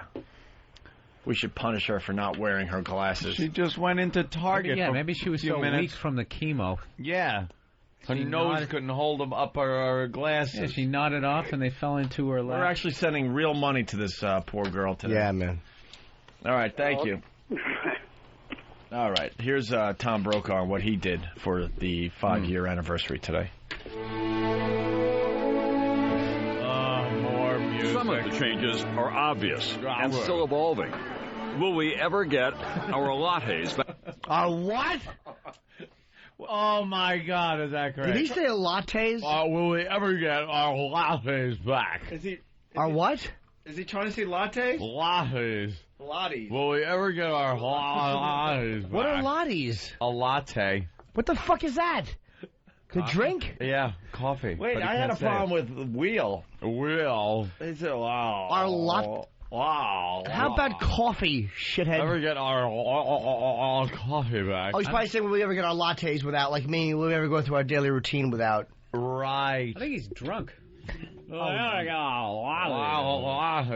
He says his L's weird. Will we ever get laid again? Come on, sit in my lap. I'll rub your thigh. Will we ever drink our lattes while sitting on llamas? I don't know. He really talks like fucking Frank the Frowner a little bit, and he's bugging me. Enough with this fucking misspoken relic. Let's go to Dave in Tennessee. Dave. Get the replacement guy with the Mr. Potato Head face all out of order. I hate the new guy's face. It doesn't line up properly. What's his name? Fucking Brian something? Brian Williams. Yeah. I hate his fucking... His lips are all to the left, his nose is to the right, and his fucking eyes are up at the top of his head going, what do you want from me? Oh, Picasso face. Oh, he stinks. Dave in Tennessee, what's up? Hey, good morning, guys. Good morning. Hey, with all the 9/11 stuff, I listened to your broadcast from 9/11 over the weekend, and you just forget how wild a time that was. Yeah. Mm-hmm. You guys really did a good job. Oh, it was wild. We have no idea. I've never listened to those shows. I always listen to old radio shows, but that one I've never listened to again. I remember the way we got back into humor, though, because there was a couple weeks at least without it, was the 9/11 tribute songs. Which basically is people just, I mean, a lot of times their heart's in the right place, but a lot of times they are artistically, in a way, capitalizing. Trying to make a name for themselves. Sure, with these on what happened. Awful songs. Yeah, terrible fucking songs. Some of the country ones, real patriotic, talking about how they're going to kick Bin Laden's ass. That was then the there best were thing other, about that. like, slow ones. And the best thing about that South Park movie when they made fun of it, what would you do? Oh, yeah. You had to give your life for freedom. What would you do? Can I tell you the worst one I heard? And I love him so much. But John Valby did one. Oh, I know. It was awful. And it was, I think it was written day of. Do we have it? Let's hope not. For his sake. I wish we had all of them. And I will say for the record that Valby has been an idol of mine. I'm 38, probably since I was 14. So I love him. But the tribute song... It was a great game we played. We played the tribute songs, and then we'd stop the song at the part where he would have to rhyme the previous word and try to figure out what he was going to say. You know? Like, we watched for so many hours and stopped it and went, okay, you know it's going to be towers. Right. This hack fuck is going to fucking say towers. And we said, there it was. Goodbye to the tower. Yeah. It was so bad and so much fun to play that game. Because that was when, it was a few weeks later, people started coming out with their dopey songs. It was a segue back into like some kind of a... I just saw the tragedy and was so inspired to make money off of it with a with a hack song. All the proceeds, except for the stuff that you guys won't see because you'll never look at my books, will be going to the troops and to the fire department. I'll read your book, Dave. Thank you for that. Hey, no problem. We'll see you guys. Yeah, thanks, Dave. It was a trying time for everybody. Yes, trying. Brock in Brownsville. Brownsville Station. What's the brown man's name? Listen to the audio again. Brokaw was trying to say lives. Lives? Lives. I tell you, Jim just did one of the most disgusting things I've ever seen with food. He just dipped the end of a banana into some yogurt. What's wrong with that? How he's used to eating shit like in that shape. Dude, that's not... a little bit of really goop at looked the like end of he it. was just finishing it. What's wrong with the banana and yogurt? Jesus, Jim. It's not like I dipped a steak in yogurt. I mean, a banana's fine. On the end of it. All right, let's get back to the Tom Brokaw. We're actually doing. Do we have this wrong? We're actually doing some radio. Let's continue. Here we go. Banana and yogurt. Here's Tom Brokaw and what he did for the 5-year anniversary. Some of the changes are obvious and still evolving. Will we ever get our lattes back on board? Will an airliner ever be hijacked again without the passengers fighting back? Just who else is listening in on our conversations? Who cares? The Islamic rage. Where does that come from? We've gone from a nation united by grief, anger, and determination to a nation divided by a war triggered by 9/11. But 5 years later, there are more questions, more uncertainty than answers. After all, 5 years later, the Taliban are back in Afghanistan. Fucking Taliban. Iraq is on the verge of anarchy. Iran is more dangerous than ever. 5 years later, there have been no more attacks on the U.S., but the terrorists are still out there. More now than ever before. 5 years later, the wounds have not healed for the 9/11 families. 5 years later, a new generation is coming of age. For many, 9/11 is a fading memory. For others, it was the beginning of an end. 5 years later, the unofficial anthem of 9/11 is not heard as often across this divided nation. Jeez, this guy's an upper. Can I just do something? I know. How about a ray of sunshine? Jesus Christ. 5 years later, no one can enjoy ice cream. 5 years later, civil war in Iraq. 5 years later, Iran more dangerous than ever. 5 years later, you can't find a good pair of socks. Islamic rage. Fucking guy. It's just depressing. Well, he's bitter. He's not working anymore. He's got a lot to get off his chest. Islamic rage, where does it come from? I don't know, Tom. Why don't you go everywhere in the world where Islam is, and you'll find Islamic rage. Yeah. Why don't you go everywhere in the world that they are, and you'll find their fucking anger. 5 years later, you're forced out by the network because of your age. Because of your age. 5 years later, you're booed on a stage in Philadelphia and have to hammer their grandmothers and mothers with cunt jokes. Rape jokes. 5 years later. That's great, Ant. I don't do impressions, but let's go for it. Just go. 5 years later, you're out of a job, Dan's out of a job, and old Puddinhead is taking a dirt nap.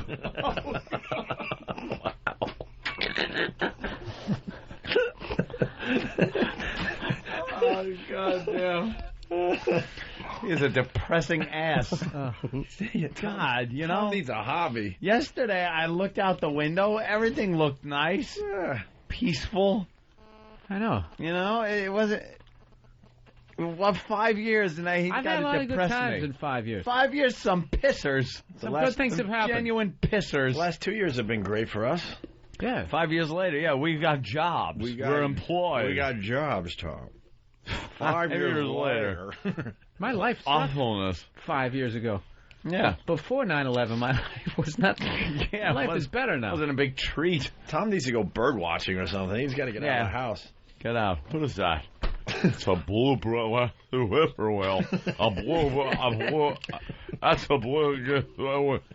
That's a sparrow. That's some kind of a bird. I'll just write it down here, bird. 5 years later. He's just fucking... He's really just a grumpy old man now. Everything's awful. 5 years later, I'm incontinent. I used to be able to move my bowels of my own choosing. Now, at its own will, my bowels move. 5 years later, I'm wearing diapers. 5 years later. God, we love marking shit off. We certainly do. A 5, a 10, possibly 15, 20, but wait till 25 comes. What about 7? I know. No one cares. No one cares about 7 years later. 7? How about 6 years and 5 days later? 7 years later, not much different than 5. But a 10 will be so much different than 7, I think. Jesus. James Gum from Pal Talk. James Gum, would you? 5 years later, you can't steal a decent van without Little Miss Oatmeal Head getting all uppity. All right. You know, we're giving checks, James. She's a 6-year-old girl. Christ.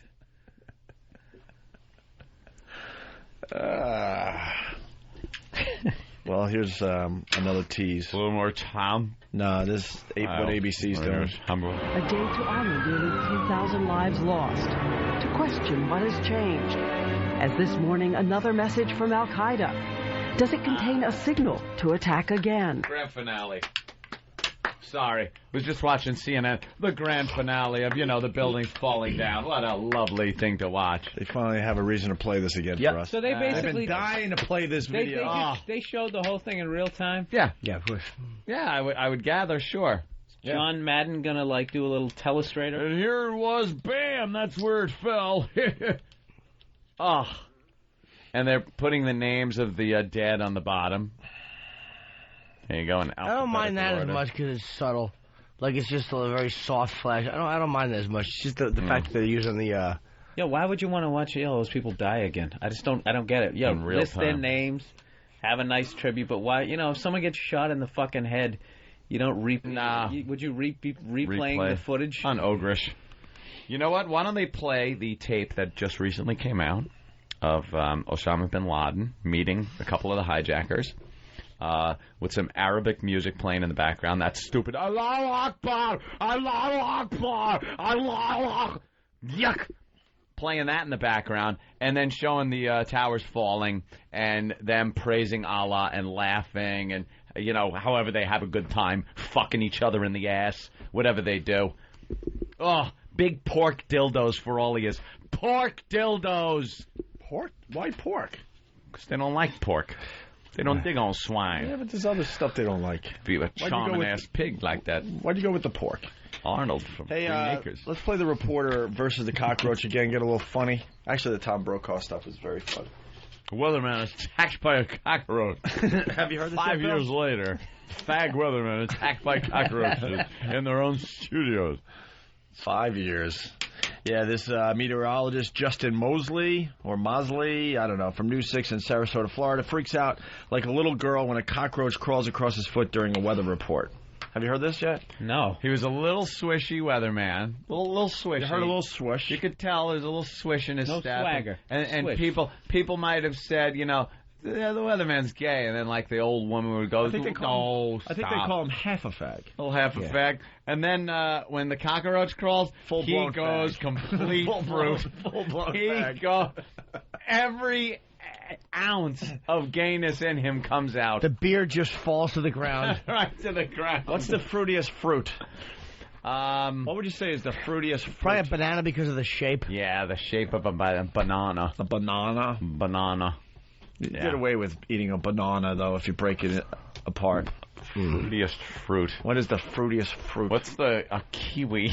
Yeah. The fuzzy little youngster sack-looking kiwi. If you're holding a banana and cradling 2 kiwis. So, you got a 13-year-old. Yeah. The fruitiest fruit is the kiwi today? The kiwi would be the fruitiest of fruits. Yes. All right, well, here's the weather guy. So he's doing his forecast, and then guess when the cockroach appears? Be pushing across central Florida, so places like Orlando, Daytona Beach, the Cape Canaveral area, Vero Beach will be getting in on the heavier rainfall, and eventually that should I am so sorry, Bill. Oh, my God! What the hell just happened?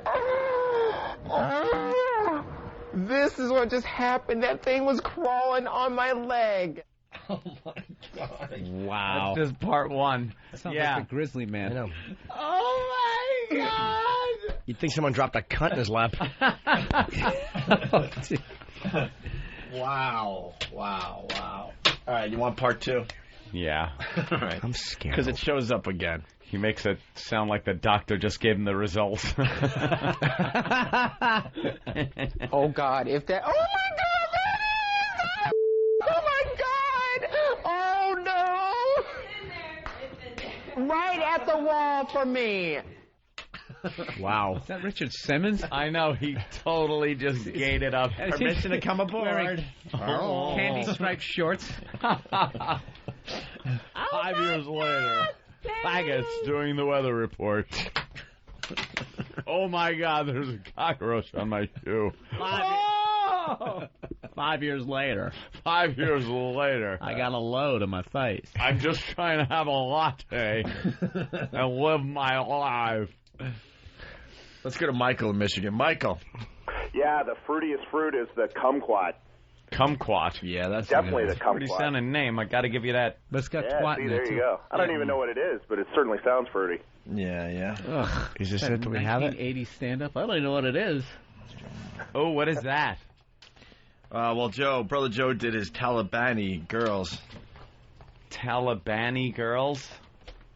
Oh, boy. Do you remember this one? No. This isn't going to be a Beach Boys cover, is it? I bet it is. I'm leaving if it is. Just remember, you did the Black Girl song, so everything's okay.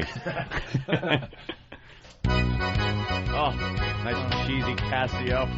Well, Catholic girls are frigid. They never let me go down there. And the Hebrew girls, they were the worst of all. They wouldn't part with a pubic hair. The Hindu Indian hose bags make me beg for it all night. And the Baptist girls, they never give it up. That's why their peaches are so tight. I wish they all could be Talibani girls. They all could be Talibani. I wish they all could be Talibani girls. Well, Kabul girls are gun shy, 'cause we beat them when we can. We made them wear the burqa in the desert, so the coochie smell like rancid clams. I've been all around the Middle East, and I'd run into a glitch. I guess it was topical at some time. Ooh. Wow. I don't even think we played that when it came out. I don't remember. I don't remember ever playing that. No. I wish we could get our hands on some of those real bad tribute ones. We may have. Well, who was Because the that one one was who's the trying to, at least he Uncle was trying to be like funny. What was the one? Uncle Sam's gonna put a boot in your ass. Remember Yeah. that one? Who was that guy? Oh. He's the one who decided to take on the Dixie Chicks. Toby Keith. Yeah. Yeah, good old Toby Keith. Toby Keith. We got the big threat of the Which Dixie one's that? Chicks. Oh, no. Yeah. I don't know if this is the one though. Three chicks with ukuleles, and this Yeah. I think this is gonna We'll show 'em. This is gonna It might not jeopardize be. our whole country. Glasses. I don't remember the name of it. Let me see if this is it. Oh, no. Is this the? I hope They not. might have found the John Valby one. Oh, no. How was Zombie? You went? Yeah, it's fantastic. Zombie, I heard was better than Godsmack. Fantastic. Yeah, I left after two songs into Godsmack. Yeah? Did you It was great. Godsmack. When I do the tablet. Godsmack. The tablet. It was fantastic. It's different than my exotic when I do the tablets. Sam. Dude, why'd you leave I two went to songs? Zambi, but I left before. He's getting red. What happened? He's black and Why red. didn't you enjoy the Godsmack? Why did you leave after two songs? Just a bigger fan of Rob Zombie. Then who? God. Anything? Godsmack. Godsmack. Ew. From Godsmack. I bought a T-shirt so I wouldn't walk around doing the tablets. Fantastic. Godsmack. Godsmack. Where are you fucking from? Yeah. Godsmack. Godsmack. I left after two songs of Godsmack. Godsmack. You know the Godsmack. 5 songs later. 5 songs later, we're still not enjoying this band. You're a big Zombie fan? Yeah. He's coming in. When? I lied. No. Figured. I thought you meant our intern. Our new intern. Big Zombie fan. He should have called us before the Jones Beach show. I love Rob Zombie. My friend Tom is a good friend of his. He's working on a project with him. He was hanging out at the cellar one night. We had to give up on Godsmack, unfortunately, but Yeah. whatever. We wish him nothing but the There's best. barely enough room in his arms for bone. Yeah, really. It's just like there's There got to are be 2 bones in a forearm. and there's skin. Wow. Here's the John Valby Oh, no. tribute song, possibly. No. I hope so. Can I get a copy of A this? song called Rose Colored I don't know if this- Glasses. 5 years. No, because it was the mellow song, right? This ain't it. God darn it. Take off your rose-colored glasses. Some people are just born bad. And every civilization there's ever been has had the police. Cause some people are born bad. This ain't it. It's not it, but We all love peace, and so do I. But there won't be peace until the bad guys die.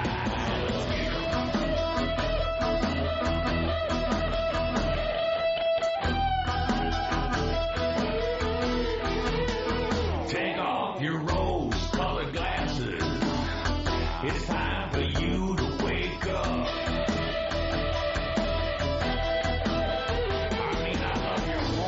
Peace-loving heart, you're a good person, but it's time to wake up. They're coming to get you, but you can't see. It's a damn good thing you got a neighbor like me. I have it on my iPod. You do? Yes. So we're figuring out a way. Why? Because it's part of one of those albums I have. Oh. All right, that wasn't it either. Wondering why you had it.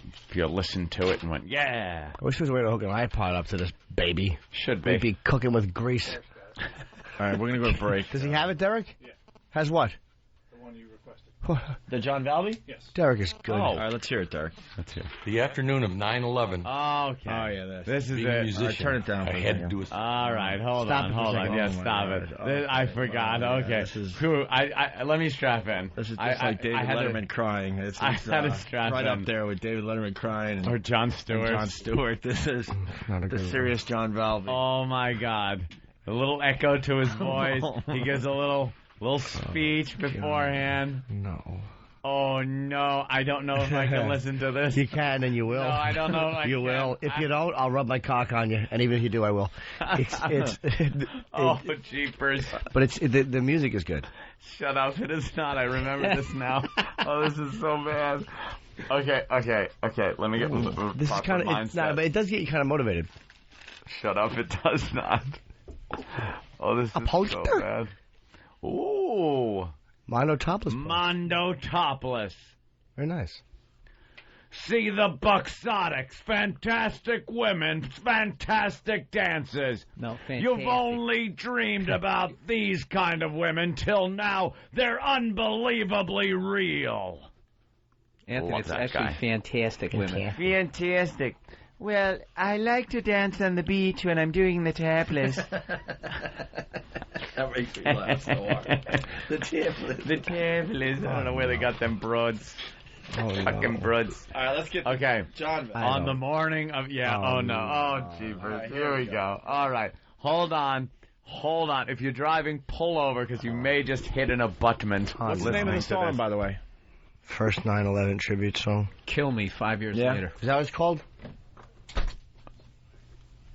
I can't hear you, Derek. Derek, we can't hear you. Just play it. The afternoon of 9/11. Afternoon. It was a morning. Being a musician, I had to do a song. And it's not funny. But sometimes things aren't funny. What? This is what I had to do. How much? The afternoon of 9/11. Oh, no. Ah! Right. That's the gag bag. 11. Oh, no. As they cheered in the streets of Our intern hears this music all day in his head. streets of New York.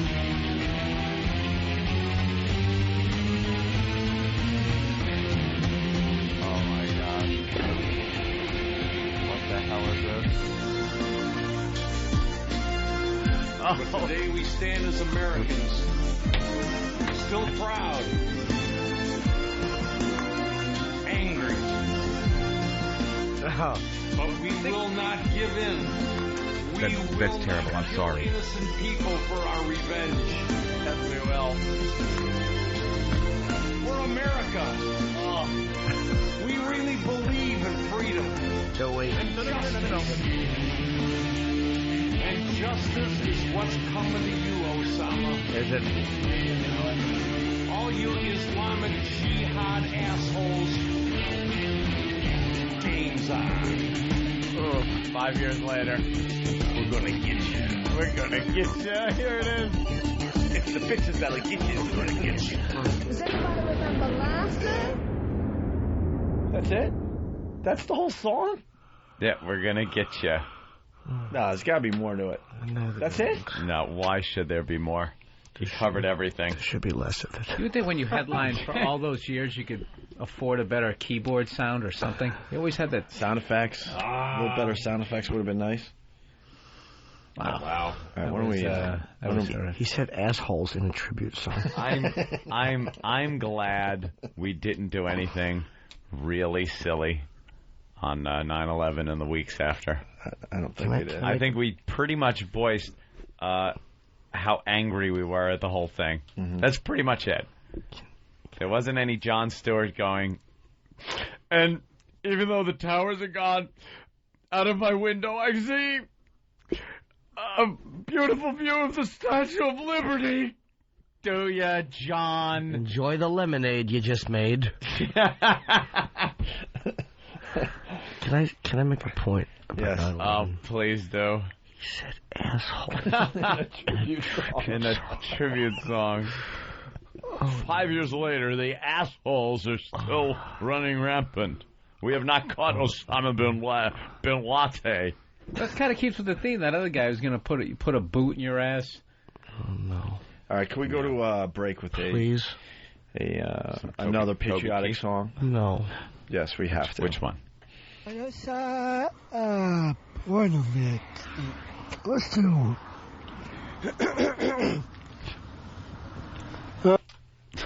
Oh, no. What is this? The retards look back. on 9/11. 9/11. Let's start again? Yeah, let's do.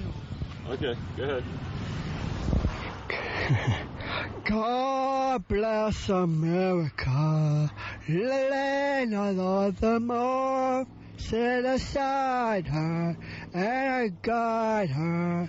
Her's the land of all the bombs.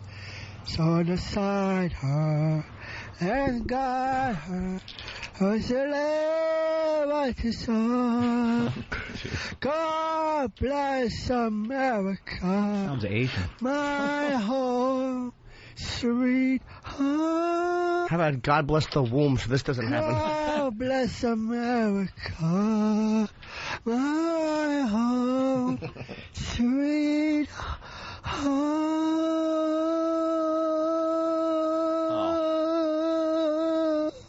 That's terrible. I'm sorry. That was like an E-Rock scream. Jesus, that kid carries an extra chromosome a hell of a lot better than he carries a tune.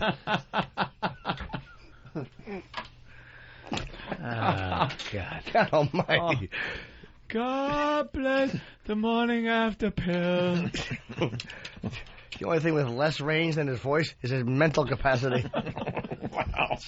Jesus Christ, Jim. Almighty. All right, we'll shouldn't be singing.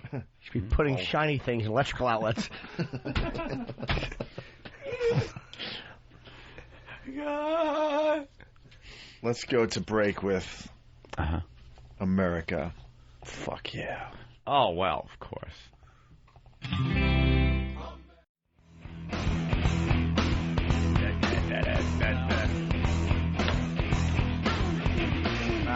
Bill Burr's going to leave us in a few minutes here. Don't forget he's playing Caroline's all weekend long, right? Yeah, 15th, 16th, and 17th. I think I got it wrong on my MySpace page. I still have the 14th. I'm not there. Actually up in Boston. All right, and your performance from Camden, the Tweeter Center, is up on YouTube. That's up on YouTube. If you want to see me completely lose my shit for 15 minutes to the point of having a headache after the set. It's a good hour. It's being downloaded like crazy. I think the link's up on opieandanthony.com. Legendary. If not, go to YouTube, throw Opie and Anthony or Bill Burr in the search. Yeah, and you'll I'm hoping somebody's got a better copy of it. I haven't seen it, but I heard. Well, I think they taped it. I think there was video. Oh, it was taped. Yeah, yes. we'll get a nice copy of that eventually. Yeah, I gotta somehow get a copy of it. And if I ever get my ass to putting on a DVD, I gotta put that shit on as extras. Right on. All right. Let's